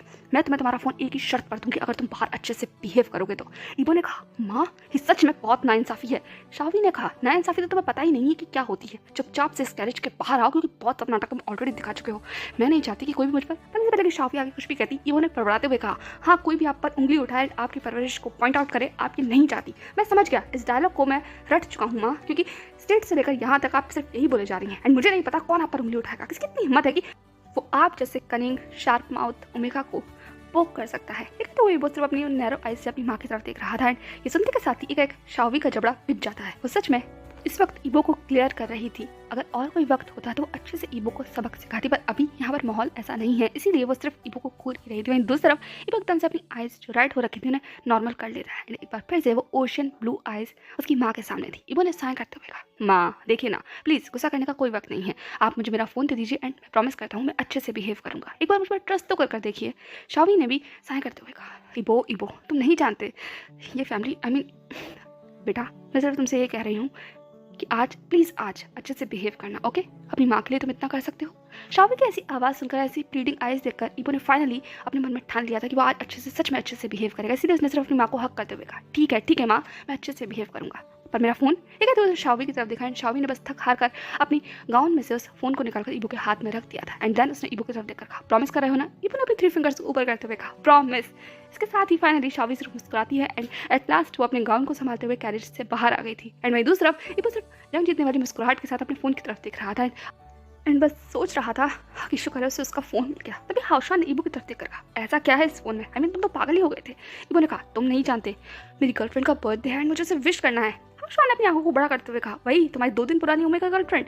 ईबो ने कहा, ऐसा मत कहो। हाउशा ने कहा, हाँ हर रोज़ से तुम अपनी गर्लफ्रेंड बदलते हो एंड अब तो मुझे याद भी नहीं है, मैं गिनती करना भी भूल गया हूँ। खैर कोई फर्क भी नहीं पड़ता। ये कहते हुए हाउशान भी अब कैरेज के बाहर आ गया था। ईबो बस फुदकता हुआ कैरेज के एंट्रेंस पर आ गया, लेकिन उसे तुरंत अपनी माँ के शब्द याद आए, उसे अच्छे से बिहेव करना है। ये सोचते हुए दलान वांग ईबो ने बिल्कुल दलान वांग ईबो के स्टाइल में ही एंट्री करने के बारे में सोचा। सब लोग अभी बस क्यूरियस होकर ईबो के कैरेज के सामने की तरफ देख रहे थे एंड बहुत सारे लोग और भी आ गए थे। जितने भी फैमिली मेंबर्स थे सब फाइनली इस कैरेज के ऑल अराउंड खड़े हो गए थे एंड ईबो अपना पहला कदम बाहर रखता है। उसके वो वाइट बूट बहुत ब्यूटीफुल तरीके से शाइन कर रहे थे एंड बिल्कुल उसी तरीके से शाइन कर रहा था ईबो का वो मिल्की वाइट हैंड जिसको उसने अपने कैरेज के हैंडल पर रखा था। रॉयल गार्ड्स उसे अपना हाथ दे रहे थे कैरेज से बाहर निकलने के लिए, पर लान वांग ईबो को किसी के सहारे की जरूरत नहीं है बिकॉज ही डोंट लाइक स्किनशिप। इसीलिए अगले ही सेकंड ईबो ने अपने आप को फाइनली उस कैरेज से बाहर निकाल लिया था एंड एक पल के लिए जैसे सबकी सांसें थम गई थी। उस चमकते हुए सूरज के अंदर ईबो का उस कैरेज से बाहर निकलना, उसका वो रेड ब्राइट कलर का कोट एंड ऊपर से उसकी वो शाइनिंग ब्लू आईज, एक ट्रेमेंडस अथॉरिटेटिव एंड थिक अल्फा का ऑरा जो ईबो के चारों तरफ से एमिट हो रहा था। उसका फेशियल एक्सप्रेशन एकदम से जैसे कि कंप्लीटली जीरो हो गए थे, इमोशनलेस, जैसे कि सारे लैंस होते हैं। बिल्कुल वैसे ही ईबो ने भी अपने चेहरे को बना लिया था क्योंकि वो इस चीज़ में माहिर है, किसी के भी एक्सप्रेशन को कॉपी करने के लिए, क्योंकि लान वांग ईबो वही रिप्रेजेंट करता है जैसा वो चाहता है खुद को। एंड इस टाइम पर वो सच में एक किंग की तरह बिहेव कर रहा था। उसकी वो लॉन्ग फ्रिंजेस उसके चेहरे के अराउंड जैसे झूल रही थी एंड वो सच में एक ग्लोरी लग रहा था, एक वॉकिंगली हेवनली ग्लोरी। एंड ऊपर से उसकी वो 6 feet height and muscular body, broad shoulder and lean waist को भी कोई कैसे इग्नोर कर सकता था। उसके वो लॉन्ग लेग्स कंप्लीटली अब बाहर आ गए थे एंड वो बस अपने एक यूथफुल एंड पावरफुल ऑरा के साथ वहाँ खड़ा हुआ था। यूँ तो लैन अपने आप में ही हमेशा से एक हैंडसम पर्सनैलिटी रहे हैं एंड लैन के जीन्स में ही कुछ ऐसा है जो उन्हें भीड़ में सबसे अलग बना देता है, पर लान वांग ईबो को देखकर कुछ ऐसा लग रहा था कि वो लैंस में भी सबसे अलग है। अलग होने की शुरुआत की अगर बात की जाए तो सबसे पहले लान वांग ईबो का ये completely out of the box outfit जो रेड कलर का है। यहाँ इस वक्त सारे लैंस व्हाइट ड्रेस में खड़े हुए हैं, बिल्कुल पर्ल वाइट मैन, उसमें चमकता हुआ ईबो लाल रंग के कपड़ों में खड़ा हुआ है जिसे अभी तक डाइजेस्ट करना सबके लिए आसान नहीं था। और ऊपर से ईबो के वो फेशियल फीचर, कहने को तो वो बहुत ग्लैमरस हैं, गॉर्जियस है, ब्यूटीफुल है, लेकिन फिर भी पता नहीं क्यों उसके फेशियल फीचर्स को देखकर कुछ फॉरेन वाइब्स आ रही है। ऐसा लग रहा है जैसे कि फॉरेन का नशा उसके चेहरे पर चढ़ा हुआ है, उनके अवतार में भी वो कहीं ना कहीं नजर आ रहा है। कहने को ईबो के बाल बिल्कुल ट्रेडिशनली बने हुए हैं, लेकिन फिर भी वो ट्रेडिशनल ना होकर फॉरेन टच दे रहे हैं। उसकी आंखें जो बाकी सभी अल्फाओं से बहुत अलग हैं। लैन फैमिलीज के अल्फाज की आंखें ज़्यादातर ब्राउन होती हैं या फिर मैग्नेटिक ग्रीन होती हैं, पर ईबो की आंखें ओशियन ब्लू हैं, कम्प्लीटली ओशियन ब्लू। शायद वो शाओवी की मदर पर गई हुई हैं, क्योंकि उसकी मदर की ही आंखें थी इस तरीके की। उसके अलावा लान फैमिली में किसी की भी आंखें ईबो की जैसी नहीं है। अब हर तरफ सिर्फ एक चुप्पी थी, एक कंप्लीट चुप्पी, एंड सब लोगों की निगाहें सिर्फ ईबो के ऊपर कड़ी हुई थी। ईबो को भी जब ये महसूस हुआ तो उसने भी अपनी निगाहों को सबकी तरफ घुमाया। उसकी वो शार्प आईज सबके ऊपर जैसे घूम रही थी, एंड वो उन सभी स्ट्रेंजर्स को जैसे पहचानने की कोशिश कर रहा था। एंड ऐसा हो भी क्यों ना, ईबो एक बहुत बहुत लंबे वक्त के बाद वापस रॉयल कोर्ट में आ रहा है। एंड जब वो यहाँ से गया था तब वो शायद बच्चा था, तो उसे तो याद भी नहीं था कि सब लोग कौन है, इसीलिए ईबो के लिए सब स्ट्रेंजर्स थे, सिवाय उसके ग्रेट ग्रैंड पेरेंट्स को छोड़कर एंड उसके फादर को छोड़कर, जो इक्वली स्ट्रेंज वे से उसे देख रहे थे। वो समझ नहीं आ रहा था कि अब उसे कैसा बिहेव करना चाहिए। वो बिल्कुल वैसे ही बिहेव कर रहा है जैसे कि शिजन कर रहा है। I mean poker face, emotionless eyes and completely cold behaviour. फिर भी सब लोग उसे ऐसे क्यों देख रहे हैं जैसे कि उन्होंने कोई एलियन देख लिया हो। इन सब चीज़ों में सबसे पहले जो बाहर आई थी अपने डेज से वो ऑफ कोर्स शाओवी थी। उसने तुरंत अपने इन लॉज की तरफ वो करते हुए कहा, फादर मदर, ये मेरा बेटा है लान वांग ईबो। लान वांग ईबो, ये तुम्हारे ग्रेट ग्रैंड पेरेंट्स हैं, कम ऑन वो करो। ये कहते हुए उसने बस जेंटली मुस्कुराते हुए ईबो की तरफ देखा है, वहीं दूसरी तरफ ईबो सिर्फ अपनी माँ की तरफ देखता है, एंड देन अपने ग्रेट ग्रैंड पेरेंट्स की तरफ देखता है, एंड कंप्लीटली 90 डिग्री वो करते हुए उसने रिस्पेक्टफुली वॉइस में कहा, ग्रैंडपा, ग्रैंड मदर, कैसे हैं आप? आई होप आप ठीक होंगे। ये कहते हुए ईबो कंप्लीटली झुका हुआ था। उसके लैंग्वेज में कहीं ना कहीं एक इंग्लिश टच था। उसकी मैंडरिन इतनी ज़्यादा अच्छी नहीं थी, क्वाइट ओके थी, फिर भी एक्सेंट सभी महसूस कर सकते थे। एंड ये देखकर सबकी आंखें बस नैरो हो गई थी।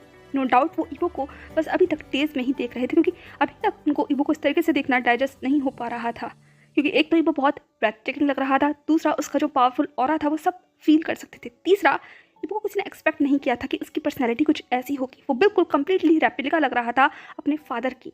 And fourth and most important thing, ईबो एक करिस्मेटिक पर्सनैलिटी था। जितने भी ओमेगास वहाँ खड़े हुए थे सभी जैसे कि ईबो के उस पर्सनैलिटी के अंदर हिप्नोटाइज हो गए थे, और उन्हें बाहर निकालना भी थोड़ा सा मुश्किल था। भी लोगों की वो जजिंग आइज कहीं जा नहीं सकती थी। सब लोग सिर्फ ईबो को अपनी जजिंग आइज से ही देख रहे थे, एंड कहीं ना कहीं शाओवी को भी अपनी जजिंग आइज से देख रहे थे। सब देख रहे थे कि शाओवी ने किस तरीके से ईबो की परवरिश की है। ईबो उनकी लैंड फैमिली जैसा तो बिल्कुल भी नहीं लग रहा है। ये पहन कर क्या आया है? क्या इसे नहीं पता कि लैंड फैमिलीज के अंदर सब लोग किस तरीके से आते हैं? ना ही तो ट्रेडिशन, ना ही तो रिचुअल, कुछ भी नहीं पता इसे। ऊपर से ये क्या तरीका हुआ रॉयल फैमिली मेंबर्स को विश करने का? इसे ये भी नहीं पता कि रॉयल फैमिली मेंबर्स को इस तरीके से विश किया जाता है। एंड ग्रैंडपा एंड ग्रैंडमा, ये क्या चीज़ है? हाँ, सब लोग सिर्फ डेज में यही देख रहे थे, एंड ये होप कर रहे थे कि अभी अगले सेकंड हुलियान चिल्ला कर ईबो पर डांटेगी। पर यहाँ तो कुछ अनएक्सपेक्टेड ही हुआ। ईबो को इस तरीके से वो करते हुए देखकर हुलियान एकदम से तेज से बाहर आई, एंड उसने तुरंत ईबो के कंधों को पकड़ते हुए कहा, माय लिटिल चाइल्ड, ये तुम क्या कर रहे हो? चुप क्यों रहे हो? अपनी ग्रैंड मदर के गले में लो। हाय, मेरा बच्चा कितना बड़ा हो गया है। ये कहते हुए हुलियान सिर्फ चहकती हुई ईबो को गले लगा लेती है, एंड उसका ऐसा बिहेवियर सभी के लिए बहुत शॉकिंग था। हुलियान हमेशा से एक अग्रेसिव अल्फा रही है, एंड उसके आगे कोई भी नहीं बोल सकता, पर आज हुलियान को देखकर ऐसा लग रहा है जैसे कि वो कोई चेयर गर्ल है, एंड उसे पहचानना ऑलमोस्ट इम्पॉसिबल है। वो तो ईबो के जैसे अंदर खोई गई है। वहीं दूसरी तरफ हे सिर्फ मुस्कुराते हुए अपनी मेट की तरफ देख रहा था, एंड उतना ही इक्वली मुस्कुराते हुए लान वांग ईबो की तरफ देख रहा था, एंड ऑफ कोर्स वो शाओवी की तरफ भी देख रहा था। एंड शाओवी सिर्फ अपनी एडमायरिंग एंड थोड़ी सी नर्वस स्माइल के साथ ईबो की तरफ देख रही थी। वहीं दूसरी तरफ ईबो ने अपनी ग्रैंड माँ को गले लगाते हुए कहा, ग्रैंड माँ, मैं तो बस डर रहा था कि कहीं आप ऑफेंड ना हो जाए, इसलिए मैं सिर्फ चुप कर आपको प्रणाम कर रहा था, बाकी मुझे भी आपको हक ऐसे ही करना था। कैसी हैं आप? ये कहते हुए ईबो अपनी चहकती हुई आवाज़ में अपनी ग्रैंड माँ से बातें कर रहा था, एंड ईबो की ऐसी बात सुनकर एक हुलियान बहुत जोर से हंस जाती है। उसने हंसते हुए कहा, हाँ माय लिटिल बेबी, तुम्हें मेरे साथ बिहेव करने के लिए सोचने की जरूरत नहीं है। तुम कैसे हो? स्टेट्स में सब कुछ कैसा रहा? एंड माय गॉड, कितने gorgeous and amazing handsome alpha बने हो तुम। फाइनली मुझे अपनी तलाश को और तेज करना होगा। आई मीन तुम्हारे लिए परफेक्ट मेगा पार्टनर ढूंढूंगी मैं। ये कहते हुए हुलियान सिर्फ मुस्कुरा रही थी। वहीं दूसरी तरफ ईबो की आंखें बड़ी हो गई। उसने तुरंत चिल्लाते हुए कहा, क्या ग्रैंडमा अभी से? तभी ये ने तुरंत ईबो को अपने पार्टनर से अलग करते हुए कहा, क्या हुलियान तुम भी? अभी तो वो आया है एंड तुम अभी से उसके लिए ओमेगा पार्टनर ढूंढने की तलाश करना चाह रही हो? ओ छोड़ो, उसे सांस लेने दो, पहले मुझे मेरे ग्रैंडसन को देखने तो दो। हाँ ठीक है। तो उसने ईबो को फाइनली अपने हाथों में ले लिया था, एंड डांस ने ईबो की तरफ देखकर कहा, माय बेबी, क्या मैं तुम्हें याद हूँ? ठीक है। तो वो सिर्फ अपनी उस ब्यूटीफुल वार्म आई से ईबो की तरफ देख रहा था। ईबो इस तरीके से अपने सामने अपने ग्रैंडफादर को देखते के साथ ही मुस्कुरा जाता है। उसने तुरंत हे कुकड़े लगाते हुए कहा, ऑफ कोर्स, आपको कैसे भूल सकता हूँ मैं, आप तो सबसे गॉर्जियस ओमेगा हो। आई मीन आपके जैसा हैंडसम पर्सन मैंने आज तक नहीं देखा ग्रैंडपा। सच बताइए, इस उम्र में भी आपकी ब्यूटी का राज क्या है? ये कहते हुए वो सिर्फ अपनी छोटी छोटी आंखों को कर अपने ग्रैंडपा की तरफ देख रहा था। उसकी ऐसी बातें सुनकर ये बहुत जोर से मुस्कुरा जाता है एंड उसको तक से मुस्कुराता हुआ देखकर बाकी फैमिली मेंबर्स एक बार फिर से शॉक हो गए थे, क्योंकि ये बहुत सारे लोगों के साथ इतना ज़्यादा कंफर्टेबल नहीं होता। अभी तक सिर्फ शिचैन एक्सेप्शन था, पर अभी इबो के साथ भी बिहेव करते हुए देखकर ये बहुत अलग बिहेव कर रहा था और ये देखकर बाकी सब लोगों का मुंह बन गया था, खासकर इबो एंड शिचैन के फादर हेनरी और उनकी वो ओमेगा पार्टनर लिलियन का। लिलियन सिर्फ अपनी निगाहों में नफरत भरकर इस वक्त लानवांग इबो की तरफ देख रही थी। उसे बिल्कुल भी अच्छा नहीं लग रहा था कि एक और दावेदार आ गया है, एक और दावेदार गद्दी के लिए। अगर ये दोनों बच्चे इस तरीके से दावेदारी रखते रहे गद्दी के लिए तो उसके बच्चों का क्या होगा? यही चीज़ उसके दिमाग में चल रही थी, इसीलिए उसने तुरंत अपने बगल में खड़े हुए हेनरी की तरफ देखकर कहा, तुम्हारा बेटा आ गया? हेनरी ने कहा, हाँ, उसे तो आना ही था, तुम्हें नहीं पता? एक हफ्ते पहले ही मैंने तुम्हें ये खबर दी थी। लिलियन ने कहा, क्या वो भी गद्दी का दावेदार है? हेनरी ने कहा, हाँ, दावेदार? तो मैंने लगता वो ही दावेदार है। ये कहते हुए शिचैन की तरफ देखा जो बहुत दूर कहीं नजर आ रहा था। लिलियन ने कहा, इस बात का क्या मतलब है? हेनरी ने कहा, तुम्हें लगता है शिचैन ये सारी जिम्मेदारियां उठा पाएगा? मुझे नहीं लगता उसके अंदर इतनी काबिलियत है, मेरा बेटा ये जिम्मेदारी उठाएगा। ये कहते हुए हेनरी सिर्फ इबो की तरफ देखने लगा। तभी लिलियन ने कहा, इस बात का क्या मतलब हुआ, मेरा बेटा? हाँ, क्या तुम्हारा शिचैन तुम्हारा बेटा नहीं है? इस बात पर हेनरी सिर्फ चुप हो जाता है एंड वो बस सामने की तरफ देखने लगता है। लिलियन ने कहा, ये सारी बातें छोड़ो एंड ये बताओ, क्या मेरे बच्चे भी गद्दी पर बैठ पाएंगे? ये कहते हुए वो बस हेनरी की तरफ देख रही थी। हेनरी ने कहा, लिलियन, तुम्हारा मेरा रिश्ता तुम जानती हो ना कैसा है, तो तुम्हारे बच्चे कभी भी गद्दी पर नहीं बैठ सकते। और वैसे भी तुम तो जानती ही हो ना, तुम्हारा बेटा एक रिसेसिव अल्फा है एंड तुम्हारी बेटी वो तो एक ओमेगा है। ओमेगा के लिए तो वैसे भी कोई चांस नहीं होता एंड तुम्हारे बेटे को गद्दी का दावेदार होने के लिए एक अल्फा होना जरूरी था, एक स्ट्रॉन्ग अल्फा, जो कि वो नहीं है। तो फिलहाल अभी माहौल ख़राब करने से बेहतर है इस माहौल में शामिल हो और खुश होकर दिखाओ कि तुम कितनी ज़्यादा खुश हो। अगर तुम इबो की स्टेप मदर हो तो कम से कम उसकी तरह बिहेव तो करो। लिलियन ने मुंह बनाते हुए कहा, स्टेप मदर? हाँ, माय फुट। तुम्हारे बच्चे को पता भी है कि मैं हूँ कौन? हमारे रिश्ते के बारे में क्या उसे कोई जानकारी भी है? जैसे ये बात कही गई, एक हेनरी अपनी जगह पर रुक जाता है। उसे लिलियन की तरफ देखा। लिलियन ने कहा, क्या? ये कहते वो स्मिक करने लगी एंड देन उसने बहुत पॉजेसिवली हेनरी का हाथ पकड़ते हुए कहा, तुम्हारे बेटे को पता है कि मैं तुम्हारी कौन हूँ और तुम्हारे और भी बच्चे हैं? क्योंकि उसे देखकर तो मुझे नहीं लगता कि उसे जरा भी कोई ख्याल है। देखो ना कितना खुश लग रहा है, क्योंकि अगर सच्चाई के बारे में उसे जरा भी पता होता तो उसका भी हाल बिल्कुल तुम्हारे बड़े बेटे की तरह होता, जो बस देखने में मनहूस लगता है। देखो किस तरीके से मनहूसियत फैलाकर खड़ा हुआ है वहाँ। ये कहते हुए वो शिचैन की तरफ देखने लगी, जो बस अपनी दुनिया में केज खड़ा हुआ था उन रॉयल गार्ड्स के बीच में। कहने को तो वो किंग था, पर उसकी दुनिया कितनी अलग थी ना। वो तो खुलकर मुस्कुरा भी नहीं सकता, अपनी किसी फीलिंग को शेयर नहीं कर सकता, क्योंकि ये डेकोरम के खिलाफ है। इसीलिए वो बस अपनी जगह पर खड़ा हुआ था, सबको दूर से देखता हुआ। एंड वहीं दूसरी तरफ हेनरी सिर्फ शिचैन को देखता है, अपनी आंखों में अजीब से इमोशन लिया एंड देन उसने लिलियन की तरफ देखकर कहा, इस बात से तुम्हें कोई मतलब नहीं होना चाहिए और मेरे बेटे को मनहूस बोलना बंद करो, क्योंकि अगर कोई मनहूस है तो ये कहते हुए उसने पीछे की तरफ देखा जहाँ उसकी ओमेगा डॉटर खड़ी हुई थी एंड देन लिलियन की तरफ देखकर कहा, तुम्हारी बेटी जो इस वक्त बिल्कुल मनहूसों की तरह बिहेव कर रही है, वो सिर्फ किसी इबो को क्यों देख रही है? लिलियन ने भी कहीं ना कहीं हेनरी की निगाहों को फॉलो किया एंड देन अपनी बेटी की तरफ देखा, जो ऑलरेडी अजीब ही निगाहों से इबो की तरफ देख रही थी।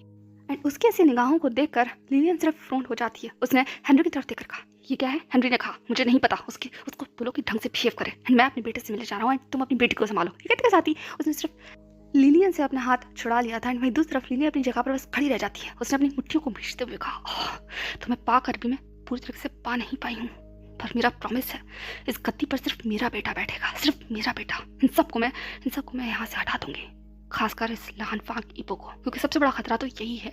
शिचैन ये तो वैसे भी कुछ नहीं कर पाएगा, पर इसे मैं अपनी जगह बनाने नहीं दूंगी यहाँ, लानवांग इबो बिल्कुल भी नहीं। ये कहते के साथ ही वो अपने पैर पटकते हुए अपनी बेटी के पास पहुंच जाती है, जो अभी भी बस लानवांग इबो की तरफ ही देख रही थी। लिलियन ने तुरंत मिया का हाथ पकड़ते हुए कहा, क्या कर रही हो तुम?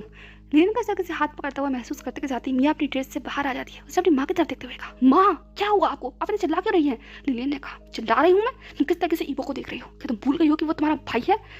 मिया ने तुरंत हंसते हुए कहा, मेरा भाई? हाँ माँ, वो सिर्फ एक कजन ब्रदर है और हमारे यहाँ तो कजन ब्रदर्स में शादी हो जाती है ना। ये तो मियाँ बस अजीब निगाहों से अपनी माँ की तरफ देख रही थी एंड उसकी ऐसी बातें सुनकर लिलियन के चेहरे के एक्सप्रेशन देखने लायक थे। वो बहुत गुस्सा हो गई, इसलिए तुरंत मियाँ का हाथ बहुत कस कर पकड़ते हुए कहा, क्या बकवास कर रही हो तुम? मियाँ ने कहा, बकवास नहीं कर रही हूँ माँ, देखिए ना वो कितना हैंडसम है, कितना पावरफुल है एंड मोस्ट इम्पॉर्टेंटली वो एक अल्फा है और मुझे वो अल्फा चाहिए। ये कहते हुए मियाँ सिर्फ अपने उन ग्रे आइज से इबो की तरफ देख रही थी एंड उसके पास से एक पावर एमिट हो रही थी, एक पर्पल लाइट, जो एक सेडक्शन की लाइट थी, एक सेडक्शन का ऑरा था। ये शायद मिया की स्पेशलिटीज़ में से एक था। वो किसी को भी सिडक्ट कर सकती थी एंड उसकी ऐसी पावर को इस्तेमाल करते हुए देखकर एक लिलियन बहुत घबरा जाती है, क्योंकि अगर उसको इस तरीके से बिहेव करते हुए किसी ने भी देख लिया तो फैमिली मेंबर पर उसका इंप्रेशन कैसे पड़ेगा। इसीलिए उसने तुरंत मिया का हाथ पकड़ा एंड वो उसे बस घसीटते हुए वहाँ से ले जाती है। पर मिया अभी भी लैन वैंग इबो की तरफ ही देख रही थी। वहीं दूसरी तरफ हेनरी फाइनली उस ग्रुप में आ गया था। उसने इबो की तरफ देखकर कहा, बेटा क्या तुम मुझसे गले नहीं मिलोगे? अपने पापा की आवाज़ सुनते के साथ ही इबो तुरंत मुड़ जाता है एंड उसने अपने फादर की तरफ देखते हुए कहा, फादर। ये कहते के साथ ही इबो अपनी आइज को नैरो करता है, चेहरे पर बड़ी सी मुस्कुराहट रखता है एंड अगले सेकंड अपने फादर को गले लगा लेता है एंड उसको तरह से गले लगाता हुआ देखकर एक शावी की मुट्ठियां बस पिच जाती हैं। वो घूर कर हेनरी की तरफ देख रही थी, दूसरी तरफ हेनरी भी कहीं ना कहीं शावी की तरफ देख रहा था, उसे ऊपर से नीचे तक जैसे एग्जामिन कर रहा हो। इबो जिसने अभी अभी अपने फादर को गले लगाया था, उसके चेहरे पर तो मुस्कुराहट थी, लेकिन अचानक से उसने ठंडी आवाज में कहा, मेरी माँ को इस तरीके से देखना बंद कीजिए, मुझे अच्छा नहीं लगता। सही इबो की ऐसी ठंडी आवाज़ और उसकी वो टाइट पकड़ हेनरी ने अपनी बॉडी के ऊपर फील की। वो एकदम थोड़ा सा फ्रोन हो जाता है। उसने थोड़ा सा अटकते हुए कहा, इबो क्या कह रहे हो तुम?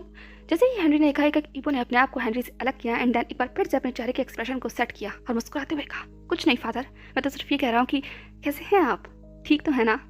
बहुत लंबे वक्त के बाद मैं आपको देख रहा हूँ। इबो के इस तरीके का बिहेवियर देखकर हेनरी को थोड़ा सा तो अजीब लगा था, लेकिन फिर भी उसने इबो की तरफ मुस्कुराकर देखते हुए कहा, मैं ठीक हूँ बेटा, तुम बताओ तुम कैसे हो? इबो ने तुरंत हेनरी को छोड़ा एंड देन अपनी माँ के हाथ को कसकर पकड़ते हुए कहा, मैं तो बहुत अच्छा हूँ, माँ ने मेरा बहुत ख्याल रखा। माँ अंदर चले, ग्रैंडपा ग्रैंडमा अंदर चले, हम शुचंगा चलिए ना। इकत के साथ ही वो जोर से चिल्लाया था। शुचा ने सिर्फ इबो की तरफ देखा। इतनी जोर से चिल्लाना अपने आप में एक बड़ी बात थी, लेकिन फिर भी किसी ने कोई भी कुछ नहीं कहा, क्योंकि वो सब बस अभी तक इबो को ही देख रहे थे।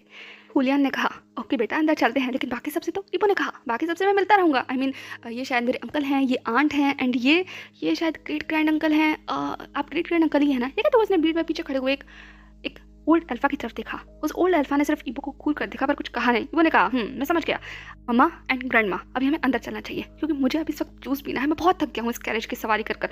तो प्लीज़ अभी हम लोग अंदर चले, मुझे रॉयल पैलेस देखना है, मैं बाद में सबसे मिल लूंगा, आई स्वेयर। ये कहने के साथ ही इबो सिर्फ अपने उस गॉर्जियस सी मुस्कुराहट के साथ बाकी सबकी तरफ देख रहा था। इबो के चार्म को कोई इग्नोर कर ही नहीं सकता था, इसलिए सबसे पहले हुलियन ने इबो का हाथ पकड़ते हुए कहा, ओके जैसा मेरा बेटा चाहे, चलो अंदर चलते हैं, कम ऑन। हे ने कहा, हाँ मैं भी आ रहा हूँ तुम्हारे पीछे, मैं शावी के साथ हूँ, तुम आगे जाओ। देखा तो उसने सिर्फ शावी की तरफ देखा जो पीछे खड़ी रह गई थी अकेली, एंड इस तरीके से हे को बिहेव करता हुआ देखकर हुलियन ने सिर्फ शावी की तरफ देखा पर उसने कुछ कहा नहीं। एंड देन हे की तरफ नोट करते हुए वो इबो का हाथ कस कर पकड़ती है एंड मुस्कुराते हुए इबो की तरफ देखकर कहती है, माय हैंडसम ग्रैंडसन, चलो अंदर चलते हैं, मैं तुम्हें बहुत अच्छा जूस पिलाऊंगी, यहाँ का द बेस्ट, कम ऑन। एक के साथ ही दोनों ग्रैंडसन एंड ग्रैंड माँ हंसते मुस्कुराते हुए बातें करते हुए अंदर की तरफ जा रहे थे।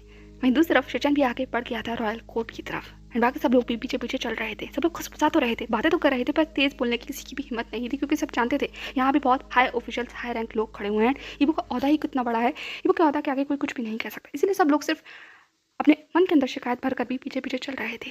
ऑफ कोर्स इबो का ऐसा बिहेवियर सबको पसंद नहीं आ रहा था। वो कितना लाउड है, कितना हंस कर, कितनी चहक कर बातें कर रहा है एंड किस तरीके से वो हुलियन को पकड़ रहा है, उसे हाथ लगा रहा है, उससे बात कर रहा है। ये कम्प्लीटली रॉयल फैमिली के डेकोरम को फॉलो नहीं करता, ये बहुत अलग है एंड ये चीज़ किसी को भी डाइजेस्ट नहीं हो रही थी। ऊपर से इबो का बिहेवियर और उसके कपड़े वो भी तो कितने अलग थे ना, उसने बिल्कुल भी ट्रेडिशन को फॉलो नहीं कर रखा था एंड ये चीज़ सबके लिए शिकायत का विषय थी, पर किसी ने भी कुछ भी नहीं कहा। सब लोग उस रॉयल फैमिली के अंदर आ गए थे। जश्न अभी शुरू नहीं हुआ था, इसीलिए बहुत सारे गेस्ट नहीं आए थे वहाँ पर। सभी लोग आने वाले थे, लेकिन अब से 2 घंटे बाद अभी सिर्फ फैमिली मीटिंग होने वाली थी। एक छोटा सा लंच होने वाला था फैमिली मेम्बर्स के साथ, जिसमें सब लोग एक दूसरे से बातें कर सकें, मिलजुल सकें। इबो की एक तरीके से पॉइंट शावी का वेलकम था, जिसमें सब लोग उनसे आकर मिल सकें, बात कर सकें, इबो सबसे फेमिलियर हो जाए। इसके बाद जश्न की शुरुआत की जाएगी एंड बाकी सारी प्रोसीडिंग्स होंगी। यही सब कुछ वहाँ हो रहा था।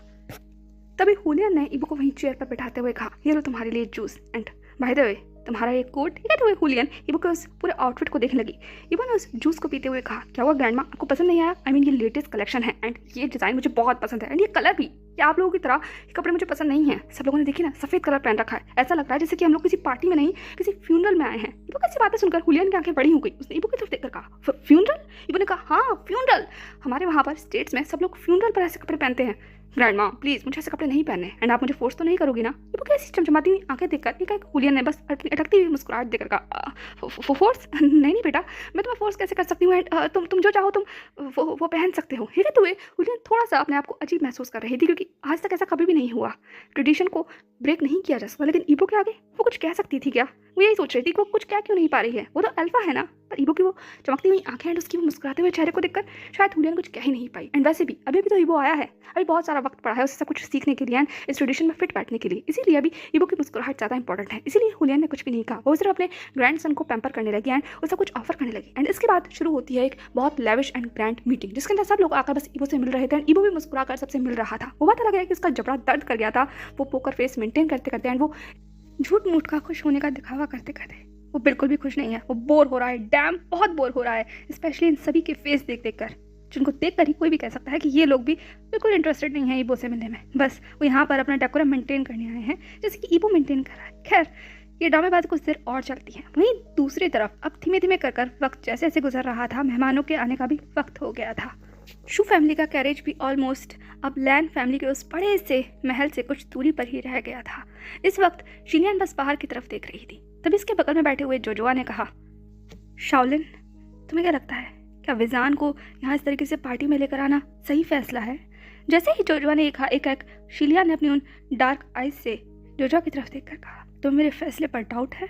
जोजुआ ने तुरंत अपना सर झुकाते हुए कहा, नहीं मुझे डाउट नहीं है, मैं थोड़ा फिक्रमंद हूँ। ये कहते हुए वो फाइनली शिलियन की आंखों में देखने लगा। शाओलिन ने कहा, हो सीरियसली तुम्हें विजान की फिक्र कब से होने लगी? जहाँ तक मुझे याद है तुम तो उससे नफरत करते हो ना, क्योंकि तुम्हें ऐसा लगता है कि उसकी वजह से तुम्हारा बेटा इस दुनिया से चला गया। इस बात पर जोजुआ के जबड़े भिज जाते हैं। उसने अपनी ठंडी निगाहों से कहा, तो इसमें क्या गलत है, मेरा बेटा उसी की वजह से गया है। इस बात पर शाओलिन बहुत जोर से हंस जाती है। उसने फाइनली जोजुआ की तरफ देखकर कहा, तुम और मैं और बाकी सभी लोग कब तक इस गलतफहमी में रहेंगे कि हमारा बेटा उसकी वजह से गया है, जबकि असलियत तुम्हें और मुझे दोनों को ही पता है। वो बात अलग है कि मैंने उसे एक्सेप्ट कर लिया है और तुम अभी तक एक्सेप्ट करना नहीं चाहते। वो एक हादसा नहीं था, ये बात मैं तुम्हें फिर से बताऊं क्या? ये कहते हुए शाओलिन बस अपनी डार्क आइज से जोजुआ की तरफ देख रही थी। जोजुआ ने कहा, हादसा नहीं था तो क्या था? शादी के कुछ घंटों में ही ऐसा क्या हो गया कि मेरा बेटा ये दुनिया छोड़कर चला गया? इस बात पर शाओलिन सिर्फ अपनी मुट्ठियों को बांध देती है एंड वो जोजुआ की तरफ देखने लगती है। देन उसने अपने आप को लीन करते हुए कहा, ये तो तुम और मैं बहुत बेहतर तरीके से जानते हैं कि असल में उस रात को क्या हुआ था। खैर अब हम लोग लान मैंशन में पहुंचने वाले हैं और मैं चाहती हूँ कि तुम कोई भी डिसबिहेव विजान के साथ वहाँ पर ना करो। वहाँ बहुत सारे लोग आए हुए होंगे। तभी जोजुआ ने शिलियन को काटते हुए कहा, मैं कोई मिसबिहेव नहीं करूँगा अगर तुम्हारा विजान वहाँ पर तहजीब से पेश आए। अगर उसने कोई भी उलूल जुलूल हरकतें की या फिर कोई और अल्फा को मेरे अट्रैक्ट करने की या उनसे बात करने की कोशिश की तो मुझसे बड़ा और कोई नहीं होगा। वो अभी भी मेरे बेटे के लिए मॉर्न कर रहा है क्योंकि वो उसका मेट है और मैं चाहता हूँ कि वो वही करता रहे। ये कहते हुए जोजुआ बस अपनी ठंडी निगाहों से शिलियन की तरफ देख रहा था। शिलियन भी बस अपनी निगाहों को ठंडा कर जोजुआ की तरफ देख रही थी। कुछ पल के लिए वो कैरेज कंप्लीटली सफोकेटिंग हो गया था एक दूसरे के फेरोमोन से। इसके बाद कोई कुछ भी नहीं कहता। अब लगभग 1 घंटे के बाद फाइनली शू फैमिली का वो कैरेज वहाँ लैन मैंशन के बड़े से गेट पर आकर रुक गया था। एज यूजुअल सबसे पहले शिलियन ही बाहर निकली थी एंड उसके बाद बाकी सब लोग भी एक एक करके अपने कैरेज से बाहर निकलना शुरू कर चुके थे। एंड सबसे आखिरी में जिसका कैरेज था वो ऑफकोर्स विजान ही था, जिसके आसपास भी कोई रॉयल गार्ड खास थे नहीं, सिवाय उसके 2 हाउस हेल्प के जिन्होंने बहुत संभाल कर विजान को वहाँ से बाहर निकाला था। विजान ने एक कम्प्लीटली अटायर पहना हुआ था एंड उसका फेस भी कम्प्लीटली कवर था। वो बस अभी तक अपनी ड्रेस को ही संभाल रहा था। वहीं दूसरी तरफ शिलियन एंड बाकी सब लोगों को देखकर जितने भी लैन फैमिली के रॉयल गार्ड्स थे सबने वो किया। इसके बाद एक मैनेजर वहाँ से बाहर आता है एंड वो शू फैमिली के इनविटेशन कार्ड्स को चेक करने लगता है। ये बस एक डेकोरम था। सब जानते थे फैमिली एंड लैन फैमिली एक दूसरे से कितना ज़्यादा करीब है, लेकिन फिर भी वो उनके इन्विटेशन कार्ड्स चेक कर रहे थे क्योंकि रूल्स थे, सभी को अपने इन्विटेशन कार्ड के साथ ही अंदर जाना था। लेकिन तो बिजी हो जाती है मैनेजर से बात करने के लिए और उन्हें अपना इन्विटेशन कार्ड चेक कराने के लिए। वहीं दूसरी तरफ जोजुआ बस नजर बचाते हुए पीछे विजान की तरफ चला जाता है। विजान जो अपनी ड्रेस ठीक करने में लगा ही हुआ था तभी पीछे से एक ठंडी आवाज ने उसका ध्यान अपनी तरफ खींच लिया। जोजुआ ने आगे आते हुए कहा, हाँ तो तुम अपने कपड़े संवार रहे हो, किस लिए? ताकि लोग तुम्हें देख सकें? जैसे ही विजान ने एक सुना एक वो अपने बस ठंडे हाथों से सामने की तरफ देखने लगा। वो यूँ तो पूरी तरीके से कवर था लेकिन फिर भी वो उस पर्दे में से जोजुआ को देख सकता था एंड उसे देखकर वो सिर्फ हल्के से बो करता है। जोजुआ ने अपना मुंह बनाते हुए कहा, हाँ मुझे ये सारी फॉर्मेलिटीज़ दिखाने की ज़रूरत नहीं है क्योंकि मैं कोई शिलियन नहीं हूँ जिन पर तुम्हारी ये सारी हरकतों का असर होगा।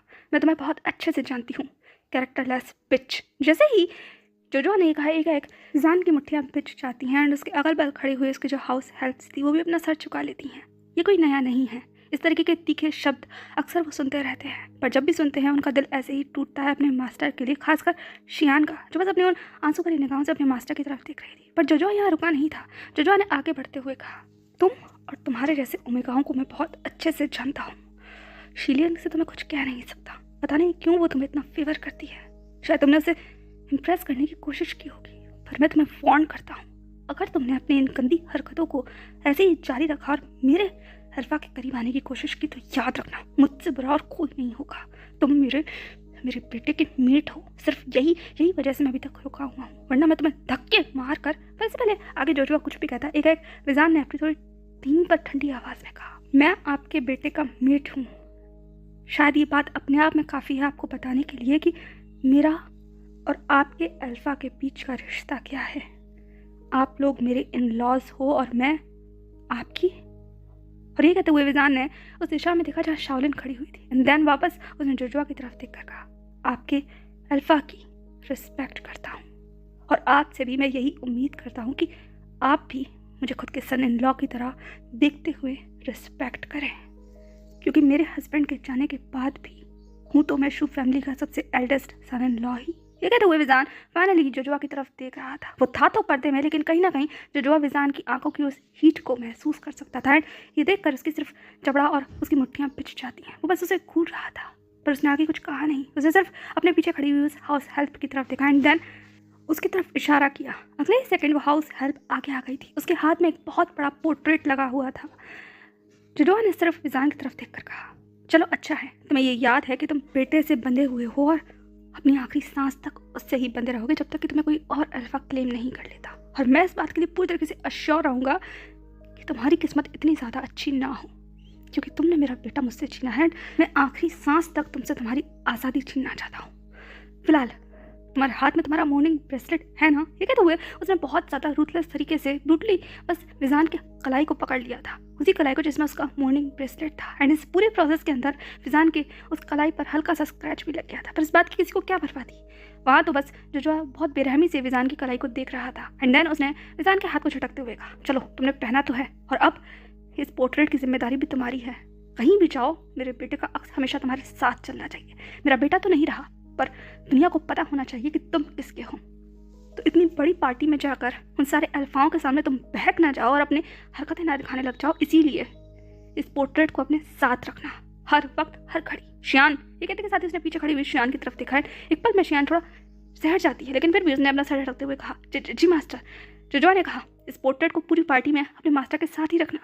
अगर एक पल के लिए भी पूरी पार्टी के अंदर ये पोर्ट्रेट तुम्हारे मास्टर से अलग हुआ ना, तो सजा तुम्हें मिलेगी, समझ आया। ये कहते के साथ ही वो सिर्फ शियान को घूर रहा था एंड शियान सिर्फ बेबसी में अपने सर को झुका लेती है। एंड अगले ही सेकंड जोजुआ के पीछे खड़ी हुई उस हाउस हेल्प ने अपना मुंह बनाते हुए वो बड़ा सा पोर्ट्रेट बस शियान के हाथों में रख दिया था, जिसे शियान बहुत मुश्किल से संभाल पा रही थी। एंड इसके बाद जोजुआ ने सिर्फ विजान को एक लुक दिया एंड देन धीमी आवाज़ में कहा, मैं जा रही हूँ, पर मेरी निगाह पूरी पार्टी में तुम्हारी तरफ ही होगी, तो कोई भी हरकत करने से पहले 2 बार सोचना, क्योंकि अंजाम बिल्कुल भी अच्छा नहीं होगा, क्योंकि लौट कर तो तुम्हें शू फैमिली में ही जाना है। ये कहते के साथ ही उसने लास्ट टाइम बस विजान को घूरा एंड उसके बाद वो बस अपना मुंह बनाते हुए आगे की तरफ बढ़ गया था। वहीं दूसरी तरफ शियान बस बेबसी में अपने मास्टर की तरफ देखने लगती है। उसने धीमी आवाज़ में कहा, मास्टर। विजान अपनी ठंडी निगाहों को जोजुआ से हटाकर अब शियान की तरफ करता है, जहाँ पर शियान के हाथ में उसके हस्बैंड का बहुत बड़ा सा पोर्ट्रेट था। एंड उसे देखकर विजान के चेहरे पर अननोइंगली एक धीमी सी मुस्कुराहट आ जाती है। विजान ने सिर्फ अपने हाथ को उठाया, जिस हाथ में वही मॉर्निंग ब्रेसलेट था, एंड उसके बाद अपनी उस धीमे से हाथों से उसने उस पोर्ट्रेट की तरफ छूते हुए कहा, मेरा मेट, सही कहा, तुम और मैं कभी अलग नहीं हो सकते, कभी नहीं। शियान, ख्याल रखना, ही पोर्ट्रेट को कोई भी नुकसान नहीं पहुंचना चाहिए। विजान की बात सुनकर शियान सिर्फ अपना सर झुकाकर नोट कर देती है एंड उसके बगल में खड़ी हुई शाओवी भी। इसके बाद बाकी सभी लोग शू फैमिली के साथ आगे बढ़ने लगते हैं एंड पीछे पीछे विजान भी चल रहा था एंड उसके पीछे शियान बस उस बड़े से पोर्ट्रेट के साथ। विजान को इस तरीके से चलता हुआ देखकर बाकी सारे लोगों की निगाहें उस पर आकर टिक गई थी, क्योंकि विजान एक तो पूरी तरीके से कवर था एंड जिस तरीके से उसने अपनी आंखों के ऊपर वेल डाली हुई थी वो बताने के लिए काफ़ी थी कि विजान इस वक्त एक मॉर्निंग पीरियड में है, क्योंकि जो लोग मॉर्न करते थे वही इस तरीके का आउटफिट पहनते थे, वरना ओमेगास हमेशा अपने अल्फा के लिए बहुत कलरफुल आउटफिट पहनते थे एंड वो अपने आप को दिखाते थे कि वो एक मैरिड ओमेगा है, मेटेड हैं, क्लेम्ड हैं। खासकर उनका वो क्लेमिंग मार्क जो उनकी नेक पर होता था वो most of the time visible होता था अगर उनका अल्फा अलाउ करेगा तो। पर विजान, उसके साथ ऐसा कुछ भी नहीं था। वो तो ऊपर से नीचे तक कम्प्लीटली पैक्ड था। उसकी निगाहों के अलावा शायद और कुछ भी नजर नहीं आ रहा था, लेकिन वो भी पर्दे में कैद थी। उसकी वो पर्पल ब्यूटीफुल आईज। धीमे धीमे कर सब लोग आगे चल रहे थे। Of course shoe family and विजान के बीच में एक बहुत बड़ा गैप था जो कुछ लोगों ने जानबूझकर क्रिएट कर लिया था एंड विजान को बहुत पीछे छोड़ दिया था, लेकिन फिर भी विजान धीमे धीमे चल रहा था। जैसे तैसे होकर वो उनके कदम से कदम मिलाने की कोशिश कर रहा था। वो देख सकता था कि लोग किस तरीके से उसे देख रहे हैं। वो देख सकता था कि उसे इस तरीके से चलता हुआ देखकर, उसके पीछे इतना बड़ा पोर्ट्रेट देखकर लोग बातें कर रहे हैं। उसका यहाँ आना अपने आप में ही बहुत ज़्यादा बातें करने का विषय बन गया है। और इस चीज़ का असर पार्टी में भी होगा और पार्टी के बाद भी लोग उसके बारे में बातें करेंगे कि किस तरीके से अपने हस्बैंड का मोर्निंग पीरियड कंप्लीट भी नहीं हुआ है, विजान इतनी बड़ी सी पार्टी में शामिल होने आ गया है, आखिर क्या करने वो यहाँ आया है। एंड बहुत सारी इसी तरीके की बातें, पर कोई ये नहीं जानेगा कि उसे यहाँ ज़बरदस्ती लाया गया है। शिलियान के कहने पर वो यहाँ आया है, क्योंकि विजान खुद भी यहाँ आना नहीं चाहता था। पर कोई क्या कह सकता है, क्योंकि दोष तो यहाँ सब विजान को ही देने वाले हैं ना। विजान तो अपनी दुनिया में चल रहा था, वहीं दूसरी तरफ इबो ने तुरंत फाइनली शाओवी की तरफ देखकर कहा, बहुत हो गया माँ, बहुत हो गया, मैं बाहर जा रहा हूँ और अब आप कुछ भी नहीं कहेंगी। शाओवी ने कहा, इबो पागल मत बनो, तुम इस तरह से बाहर नहीं जा सकते, अभी अभी पार्टी शुरू होने वाली है, तुम्हें शिचैन के साथ नीचे जाना है, तुम कहाँ जाने की बात कर रहे हो। इबो ने तुरंत अपनी माँ की तरफ देखकर कहा, माँ मुझे सिर्फ अपनी गर्लफ्रेंड को फिश करना है, एटलीस्ट मुझे फिश तो करने दीजिए उसे, वरना दिन ढल जाएगा, रात हो जाएगी, हमारा ब्रेकअप हो जाएगा। ठीक है, तो वही बस अपने दांत पीसते हुए अपनी माँ की तरफ देख रहा था। शाओवी ने तुरंत अपनी आंखों को चढ़ाते हुए कहा, गर्लफ्रेंड, तुम्हारी गर्लफ्रेंड भी है। इबो ने कहा, ऑफ कोर्स माँ, आप तो जानती हैं मुझे। शाओवी ने कहा, तुम्हारी गर्लफ्रेंड से तुम्हारे अफेयर्स, मैं ये चाहती हूँ कि तुम्हारे सारे अफेयर्स स्टेट्स के साथ बस खत्म हो जाए और यहाँ तुम अपना कोई भी बच्चा खरीद कर ना लेकर आओ, क्योंकि यहाँ हमारे यहाँ कोई गर्लफ्रेंड्स या बॉयफ्रेंड्स नहीं होते, यहाँ पर सिर्फ मेड्स होते हैं या फिर फियांसेस होते हैं। और अगर तुम किसी बच्चे में नहीं पढ़ना चाहते और नहीं चाहते कि तुम्हारे ग्रैंडफादर्स तुम्हारी शादी उसी तुम्हारी गर्लफ्रेंड से करा दे सो कॉल्ड, तो इस रिश्ते को अभी कभी खत्म कर दो। इबो ने इस बात पर बस अपनी आंखें चढ़ाते हुए कहा, क्या कहा आपने, गर्लफ्रेंड्स एंड बॉयफ्रेंड्स नहीं होते यहाँ क्या होता है, फियांसे। माँ आपका दिमाग तो ठीक है ना। शाओवी ने कहा, इबो। फिर से लगी उन दोनों की बहस शुरू हो पाती, एक हाउशा ने आते हुए कहा, मैम नीचे सब लोग आना शुरू हो चुके हैं, इबो तुम्हें सब लोग बुला रहे हैं। इबो ने कहा, क्या, मैं अभी नहीं जाना चाहता माँ, मुझे कॉल करना है, मुझे सिर्फ 15 मिनट दो एंड उसके बाद मैं वापस आ जाऊंगा। शाओवी ने कहा, इबो। पर इबो कहाँ किसी की सुनने वाला था। उसने तुरंत अपनी माँ की तरफ देखा, अपनी उन्हीं रेड आइज से, एंड देन अपनी हिप्नोटाइजिंग वॉइस में कहा, मैं नीचे जाना चाहता हूँ माँ, और अब आप मुझे नहीं रोकेंगी। शाओवी ने अचानक से ही तुरंत इबो को इस प्रेशर में आते हुए कहा, मैं तुम्हें नहीं रोकूंगी। ये कहते हुए वो बस हिप्नोटाइज नजर आ रही थी। एंड उसका ही कन्फेशन सुनते के साथ ही एक इबो के चेहरे पर बस मुस्कुराहट आ जाती है। वहीं दूसरी तरफ हाउशान सिर्फ अपनी आइज रोल कर रहा था। इनका हमेशा से यही ड्रामा रहता है। अब तो इबो गया, तभी एक इबो ने अपनी आंखों को वापस से चेंज कर दिया था। एक बार फिर से उसकी ब्लू आइज सामने आ गई थी। वहीं दूसरी तरफ शाओवी भी एकदम से अपने होश में आ गई। उसने इबो की तरफ देखकर कहा, क्या किया तुमने। इबो ने कहा, मैंने कुछ भी नहीं किया माँ, एंड आपने मुझे अभी भी परमिशन दी है, अब आप अपनी परमिशन वापस नहीं ले सकती, एंड मैं बहुत ख्याल रखूंगा, मैं बस 15 मिनट में आ जाऊंगा। शाओवी ने कहा, बेटा प्लीज सब लोग तुम्हें देख लेंगे। इबो ने कहा, मुझे कोई नहीं देख पाएगा, चिंता मत कीजिए, मैं अपने आप को गायब कर दूंगा। ये कहते के साथ ही उसने एकदम से पिंच किया और अगले ही चुटकी में इबो बस डिसअपियर हो गया था, सिवाय फैमिली मेंबर्स के, एंड जिनको इबो अलाउ करे उसके अलावा इबो को कोई भी नहीं देख सकता था। पर फिलहाल शाओवी इबो को देख पा रही थी। इबो ने कहा, माँ मैंने खुद को डिसअपियर कर लिया है, एंड अब कोई भी स्ट्रेंजर्स मुझे नहीं देख पाएगा सिवाय आपके, तो मैं बस यूँ गया एंड यूँ आया, आप चिंता मत कीजिए, मैं सिर्फ 15 मिनट में आ जाऊंगा। शाओवी ने कहा, प्रॉमिस करो तुम 15 मिनट में आ जाओगे एंड कोई भी तुम्हें ना देख पाए। इबो ने कहा, मॉम मुझे कोई भी नहीं देख पाएगा, देखिए ना मैंने मैजिक कर लिया है एंड ये मुझे बहुत अच्छे से आता है, तो बस आप यहीं रुकिए, मैं बस यूँ गया एंड यूँ आया। ये कहते के साथ ही उसने बस शाओवी के फॉरहेड पर किस कर दिया था। अगले ही पल वो बस बिल्ली की रफ्तार से वहाँ से उड़ जाता है। एंड वहीं दूसरी तरफ शाओवी बस एक हताश मुस्कुराहट लेकर इबो की तरफ देख रही थी। एंड उसने अपनी आंखों को रोल करते हुए कहा, ये लड़का ये मुझे सांस नहीं लेने देगा, पता नहीं क्या करने वाला है। हाउशा ने अपनी मैम की तरफ देखते हुए कहा, मैडम क्या आप चाहती हैं कि मैं इबो। शाओवी ने कहा, नहीं उसे जाने दो, अगर तुम उसके पीछे जाओगे तो उसे अच्छा नहीं लगेगा, उसने वादा किया है ना, वो आ जाएगा 15 मिनट में। हाउशा ने कहा, आप श्योर हैं इस बात के लिए। शाओवी ने कहा, इसके अलावा हमारे पास और कोई रास्ता है, अगर हम इस पार्टी को ठीक से होने देना चाहते हैं तो कुछ काम उसकी मर्जी के मुताबिक करने होंगे, तभी हम लोग यहाँ पर सर्वाइव कर पाएंगे। ये विन विन सिचुएशन है, वरना हम सब हार जाएंगे। ये कहते हुए शाओवी सिर्फ इबो की तरफ देख रही थी जो अब गायब हो चुका था।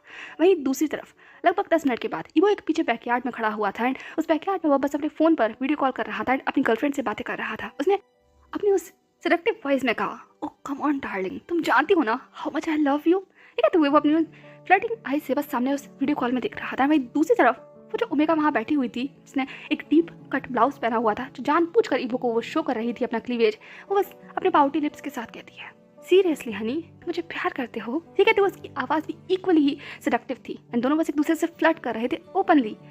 इबो ने अपने लिप्स को बाइट करते हुए कहा, ऑफ कोर्स डार्लिंग, मैं तुम्हें बहुत प्यार करता हूँ, एंड सीरियसली अगर तुम इस वक्त यहाँ होती तो तुम्हारे इस जूसी लिप्स को मैं किस कर लेता एंड तुम्हें सेंसलेसली मैं किस करता रहता। ठीक है, तो इबो सिर्फ बहुत फ्लर्टिंगली उस लेडी की तरफ देख रहा था एंड वहीं दूसरी तरफ वो ओमेगा बस फ्लश कर जाती है एंड वो भी बस फ्लर्टिंग आइज के साथ इबो की तरफ देखने लगी। उसके बाद वो लोग अपनी कॉन्वर्सेशन को ऐसे ही शुरू करते हैं। पर उसके उलट कोई एक शख्स था जो धीमे धीमे कर इसी डायरेक्शन में बढ़ रहा था एंड वो कोई और नहीं बल्कि विजान था। उसके बगल में खड़ी हुई शियान थी, जिसके हाथ में अभी भी वो पोर्ट्रेट था। शियान ने कहा, ये कहाँ रह गई, अभी तक आई क्यों नहीं है। ये कहते हुए वो उस डायरेक्शन में देखने लगी जहाँ पर अभी भी यूं ही गई हुई थी। विजान ने कहा, शियान एक काम करो, जाओ तुम ही लेकर आओ, हम ज़्यादा देर तक यहाँ खड़े नहीं रह सकते। अगर माँ को पता चला तो वो बहुत गुस्सा करेंगे और नाराज़ हो जाएंगी। हम ऑलरेडी यहाँ पर 10 मिनट से खड़े हुए हैं, जाओ तुम ही जाकर लेकर आओ मेरा बैंड। शियान ने कहा, पर आपको यहाँ अकेले छोड़कर? विजान ने कहा, मैं अकेला नहीं हूँ, मैं खुद को कवर कर लूँगा, तुम जाकर बस मेरा बैंड लेकर आओ, क्योंकि मैं नहीं चाहता कि पार्टी में मेरी टेल्स खुल जाए। तो जाओ जाकर तुम मेरे लिए बैंड लेकर आओ। ठीक है, तो हुए वो बस शियान की तरफ देखने लगा एंड शियान सिर्फ कन्फ्यूजन में अपने मास्टर को देख रही थी। वो कैसे यहाँ पर विजान को अकेला छोड़कर जा सकती थी, पर अब कोई ऑप्शन भी नहीं था। अगर विजान की टेल सच में पार्टी में खुल गई तो ये बहुत ज़्यादा बड़ी बात हो जाएगी एंड सब लोगों को बातें करने का मौका मिल जाएगा एंड उसके मास्टर को फिर से एक बार सुनाने का मौका मिल जाएगा, क्योंकि अपने अल्फा के बगैर अगर विजान ने अपनी टेल्स को ओपन कर दिया तो लोगों को गलत इंडिकेशन जाएगा एंड वो ये सोचेंगे कि विजान जानबूझकर लोगों को अपनी तरफ अट्रैक्ट करने के लिए अपनी टेल्स को खोलकर इस तरीके से घूम रहा है एंड कैरेक्टर लेस है एंड वो बस अल्फा को अट्रैक्ट करना चाहता है। इसकी जैसी न जाने कितनी सारी कटीली बात है और शियान ये बिल्कुल भी नहीं चाहती कि कोई भी उसकी मास्टर को लेकर कोई भी बात करे, इसीलिए वो थोड़ा सा घबरा तो रही थी, लेकिन फिर भी एट लास्ट वो बड़े से पोस्टर को वहीं साइड में रखती है एंड देन विजान की तरफ देखकर कहती है, मास्टर मैं बस यूँ गई एंड यूँ आई, अब बस यहाँ पर मेरा इंतजार कीजिएगा, यहाँ इधर कोई नहीं आ रहा, अब आप बस यहीं खड़े रहिएगा, ठीक है। ये कहते हुए बस विजान की तरफ देख रहे। विजान ने कहा, चिंता मत करो, मैं खुद को डिसअपियर कर लूँगा, ओके, मैं जानता हूँ ये बात। ये कहते के साथ ही विजान ने अपनी 9 टेल से बस अपने आप को कवर कर लिया था एंड उसे इस तरीके से कवर करता हुआ देखकर फाइनली शियान थोड़ा सा रिलैक्स हो जाती है एंड देन एट लास्ट वो बस कैरिज की तरफ भागने लगती है जहाँ पर विजान अपना बैंड फूल आया था। वहीं दूसरी तरफ विजान बस अपने आप को कवर कर वहाँ खड़ा हुआ था। अब लगभग 5 से 7 मिनट गुजर चुके थे। विजान थोड़ा सा आगे आ गया था ताकि वो अपने आप को और ज़्यादा छिपा सके। ऐसा नहीं था कि लोग विजान को देख सकते हैं, बट विजान नहीं चाहता कि वो लोगों को देखे या उनकी बातें सुने। विजान एक 9 टेल्ड फॉक्स है एंड उसकी बहुत सारी पावर्स में से एक पावर ये भी है कि वो अपने आप को डिसअपियर कर सकता है। तक वो ना चाहे कोई उसे नहीं देख सकता, कोई भी नहीं। और लैन ईबो और विजान के अंदर इस पावर के अंदर सिर्फ एक ही डिफरेंस है, लैन ईबो को उसकी फैमिली मेम्बर्स के अलावा और कोई नहीं देख सकता और विजान को उसकी इच्छा के बगैर कोई नहीं देख सकता। यही सोचकर बस विजान वहाँ खड़ा हुआ था उस शेड में बिल्कुल छुपे हुए, पर अचानक से उसे किसी की आवाज़ सुनाई देने लगती है, कोई अजीब सी चहकती हुई आवाज़ एंड वो फ्लर्टिंग वॉइस और ऊपर से वो अजीब से शब्द जिन्हें सुनकर विजान के जैसे कान खड़े हो गए थे, क्योंकि अनडाउटिंगली कोई इंसान बहुत वल्गर वर्ड्स का इस्तेमाल कर रहा था। ये वर्ड्स जो मेट्स अपने बेड टाइम में एक दूसरे से करते हैं, नाइट में इंटीमेट होते हुए, पर कोई इंसान यहाँ इस वक्त कैसे कर सकता है ये सारी बातें। विजान को डर लग गया था कि यहाँ कोई इंटीमेट हो रहा है एक दूसरे के साथ। विजान बस इधर उधर देखने लगता है पर उसे कुछ नजर नहीं आ रहा था। वो बस डर के बारे थोड़ा सा आगे चला गया था क्योंकि वो किसी ऑकवर्ड मोमेंट में शामिल नहीं होना चाहता है। वो किसी को इंटीमेट होते हुए तो बिल्कुल भी नहीं दिखना चाहता। वैसे ऐसा यूजुअली होता नहीं है, पर अल्फाओं का क्या भरोसा, कुछ भी हो सकता है। क्या कोई वर्कर यहाँ पर ये सब कुछ कर रहा है, फिर कोई हाई सोसाइटी का मेंबर, विजान को नहीं पता। पर जैसे वो आगे गया अचानक से ये आवाज़ और ज़्यादा बढ़ गई। विजान ने खुद में बड़बड़ाते हुए कहा, ये आवाज़ बढ़ क्यों रही है, मैं तो उससे दूर जाना चाह रहा हूँ, पर कौन है आखिर। ये कहते हुए विजान इधर उधर देखने लगा, पर अचानक से उसका ध्यान कहीं आकर टिक जाता है। उस चमचमाती हुई सूरज की रोशनी के बिल्कुल पीछों पीछ एक बड़े से पियोनी फ्लावर के ट्री के नीचे एक शख्स खड़ा हुआ था, जिसकी वो ऊंची कदकाठी, broad shoulder, lean waist and उसके वो वाटरफॉल जैसे झूलते हुए बाल और उसकी वो चहकती हुई दमदार आवाज़, मैग्नेटिक वॉइस। वही मैग्नेटिक वॉइस जिसको विजान ने भी कुछ देर पहले कुछ इंटीमेट बातें बोलते हुए सुना था। पर कंफ्यूजन ये था कि ये इंसान बोल किससे रहा है, क्योंकि सामने तो कोई नजर नहीं आ रहा है। खुद में ही बड़बड़ा रहा है, वो भी ऐसी बातें। वो इंसान खुद में ऐसी बातें कैसे बड़बड़ा सकता है। विजान बस अपनी आंखों को बड़ा कर सामने की तरफ समझने की कोशिश कर रहा था कि क्या ये इंसान पागल है, पर इसे देख कर तो ये इंसान पागल नहीं लगता, क्योंकि अनडाउटेबली उसकी आवाज़ ही मैग्नेटिक नहीं थी, उसकी इक्वली मैग्नेटिक पर्सनैलिटी, ऐसी पर्सनैलिटी जिसने बस विजान का ध्यान जैसे खींच लिया था। विजान बस सामने की तरफ देखने लगता है। वहीं दूसरी तरफ ये मुझे बस अपने फ़ोन में अपनी गर्लफ्रेंड से बातें कर रहा था, उसे अचानक से किसी स्वीट सेंट का एहसास होता है। एक ऐसे सेंट जिसने ईवो के ध्यान को जैसे मोड़ दिया था। वो अभी भी वीडियो कॉल पर था एंड वो अभी भी फ्लर्ट कर रहा था, लेकिन फिर भी वो जैसे घूम गया था तो देखने के लिए। वहीं दूसरी तरफ विजान जो अभी तक उस शख्स को देख ही रहा था डेज में, अचानक से उसे घूमता हुआ देखकर विजान थोड़ा सा अलर्ट हो गया था। पर इससे पहले कि वो कुछ भी कर पाता या हिल पाता या कहीं छप पाता, अचानक से ईवो विजान दोनों की निगाहें टकरा जाती हैं एंड कुछ पल के लिए जैसे सब कुछ थम गया, अटक गया। विजान की सांसें अटक गई क्योंकि इस वक्त वो सूरज की रोशनी के नीचे खड़े हुए शख्स को देख रहा था। नो डाउट उसने ऐसा पर्सन आज तक कभी नहीं देखा। ये इंसान कितना अलग है, ये है कौन? ये सारे सवाल विजान के दिमाग में थे एंड वो बस अनब्लिंकिंगली सामने देख रहा था। पर एक सवाल और एक डर विजान के अंदर ये भी था कि ये सामने वाला शख्स विजान को ऐसे क्यों देख रहा है, क्या वो विजान को देख पा रहा है? इसी सवाल को अपने जहन में लिए हुए विजान बस अनब्लिंकिंगली सामने देख लगा एंड वही दूसरी तरफ ईवो जैसे थम गया था, रुक गया था। उसकी कायनात जैसे उसके ऊपर सवाल करने लगी, क्योंकि सामने जो वो कुछ भी देख रहा था वो उसे यकीन करने के लिए अभी रेडी नहीं था।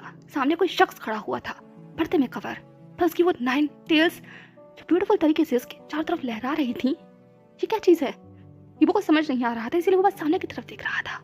वो निगाहें वो पर्पल आइज जो उन पर्दे में भी ईबो को साफ नजर आ रही थी। एंड अचानक से ईबो का इंस्टिंक्ट जैसे कुछ कह रहा था उससे कि ये इंसान ईबो को कैसे देख पा रहा है, वो तो डिसअपियर है ना। एंड ये इंसान ईबो का कोई फैमिली मेंबर भी नहीं है, ये इंसान ईबो को देख पा रहा है। यही सारी डेज में ईबो सिर्फ सामने की तरफ देखने लगा एंड खुद से सवाल पूछने लगा कि ये अजीब सा इंसान है कौन, एंड इस तरीके से कवर क्यों खड़ा हुआ है, और ये जो स्वीट स्मेल आ रही है क्या ये इसी की तरफ से आ रही है। वहीं दूसरी तरफ विजान ने भी खुद में बड़बड़ाते हुए कहा ये सेंट क्या ये अल्फा है। ये कहते वो भी सामने की तरफ देखने लगा। दोनों बस अपने अपने सवालों को लिए हुए एक दूसरे की तरफ देख रहे थे, इसी सहन में कि दोनों एक दूसरे को नहीं देख पा रहे हैं। So hey everyone, that's all for today. I just hope कि आपको ये पार्ट पसंद आया होगा। एंड आपको क्या लगता है ईबो एंड विजान एक दूसरे को कैसे देख पा रहे हैं और क्यों देख पा रहे हैं? क्योंकि उनके मैजिक के थ्रू तो उन्हें कोई नहीं देख सकता ना, पर वो लोग एक दूसरे को देख पा रहे हैं। इसके पीछे की मिस्ट्री क्या है? एंड क्या यही ईबो एंड विजान की पहली मुलाकात रहेगी या उनकी मुलाकात और अलग तरीके से होने वाली है? क्या होगा जब दोनों एक दूसरे से पार्टी में टकराएंगे? एंड मोस्ट इंपॉर्टेंटली विजान जब पार्टी में शामिल होगा तो लोगों का क्या रिएक्शन होगा? लोग किस तरीके से विजान को देखेंगे एंड उसके पीछे चल रहे इतने बड़े पोर्ट्रेट को देखेंगे? और जब लान वांग ईबो की निगाह उस पोर्ट्रेट पर पड़ेगी तो क्या सीन होगा? आगे बहुत सारे धमाके होने वाले हैं क्योंकि आगे पार्टी होने वाली है। तो देखते हैं अगले पार्ट में क्या होगा और क्या लान वांग ईबो विजान का चेहरा देख पाएगा। बहुत सारे सवाल हैं, इन सारे सवालों के जवाब मिलेंगे आपको नेक्स्ट पार्ट में। तो अगर नेक्स्ट पार्ट आपको जल्द से जल्द सुनना हो तो प्लीज़ वीडियो पर 1 के लाइक पहुंचा दीजिएगा। जितनी जल्दी 1 के लाइक पहुंचेंगे उतनी ही जल्दी चैप्टर अपडेट हो जाएगा। बाकी आप लोगों को क्या लगता है मेरे उस आइडिया के लिए जो मैंने आपसे पूछा है इन the embrace of my love का इंडियन वर्जन, उसके बारे में भी डेफिनेटली कमेंट सेक्शन में अपने थॉट्स मेरे साथ शेयर कीजिएगा। एंड और भी जो बाकी सारी चीज़ें मैंने आपसे कही उनको लेकर भी आप अपनी ओपिनियन मेरे साथ शेयर कर सकते हैं। और जिनको भी मेंबरशिप परचेज़ करनी है उन लोगों के लिए भी मैं लिंक शेयर कर दूंगी। कुछ लोग कह रहे थे कि मेंबरशिप कैसे परचेज़ करनी है, तो मैं लिंक शेयर करूंगी। आप लोग उस लिंक पर क्लिक कर मेंबरशिप को परचेज़ कर सकते हैं। अभी मेंबरशिप में ब्लीडेड हार्ट रैप अप होने वाला है and in the embrace of my love epilogues चल रहे हैं वहाँ पर। उसकी पूरी सीरीज़ चल रही है। 4 से 5 पार्ट्स मैं ऑलरेडी अपलोड कर चुकी हूँ। इक्वली 4 से 5 पार्ट्स मैंने ब्लीडेड हार्ट के भी अपलोड कर दिए हैं। एंड सेकंड लेवल पर you are my sky where I want to fly चल रहा है, और वो अपने आप में एक मिनी नॉवल है जिसके 2 आवर्स के ऑलमोस्ट 7 पार्ट्स हो चुके हैं। इट मीन्स 14 आवर्स हो चुके हैं। तो कुछ और पार्ट्स अभी उसके शेयर करने हैं, उसके बाद वो भी खत्म हो जाएगा। एंड उसके बाद मैं एक और छोटी सी नॉवल शुरू करूँगी सेकंड लेवल पर ही। तो ये सारे नॉवल्स हैं जो अभी मेंबरशिप में चल रहे हैं। आप बस लिंक पर क्लिक करके मेंबरशिप को ज्वाइन कर सकते हैं कुछ अमाउंट पे कर। तो दैट्स ऑल। मुझे बस आपसे यही कहना था जो लोग मेंबरशिप के बारे में पूछ रहे थे एंड पूछ रहे थे कि मेंबरशिप में अभी कौन कौन सी चीज़ें चल रही हैं। ये सारी बातें इंस्टाग्राम पर बताना या फिर कहीं कमेंट सेक्शन में लिखना थोड़ा सा मुश्किल हो जाता है, इसीलिए मैं वीडियो के अंदर बता देती हूँ। तो बस यही मुझे आप लोगों से कहना था। बाकी मिलते हैं नेक्स्ट पार्ट में, तब तक के लिए बाय।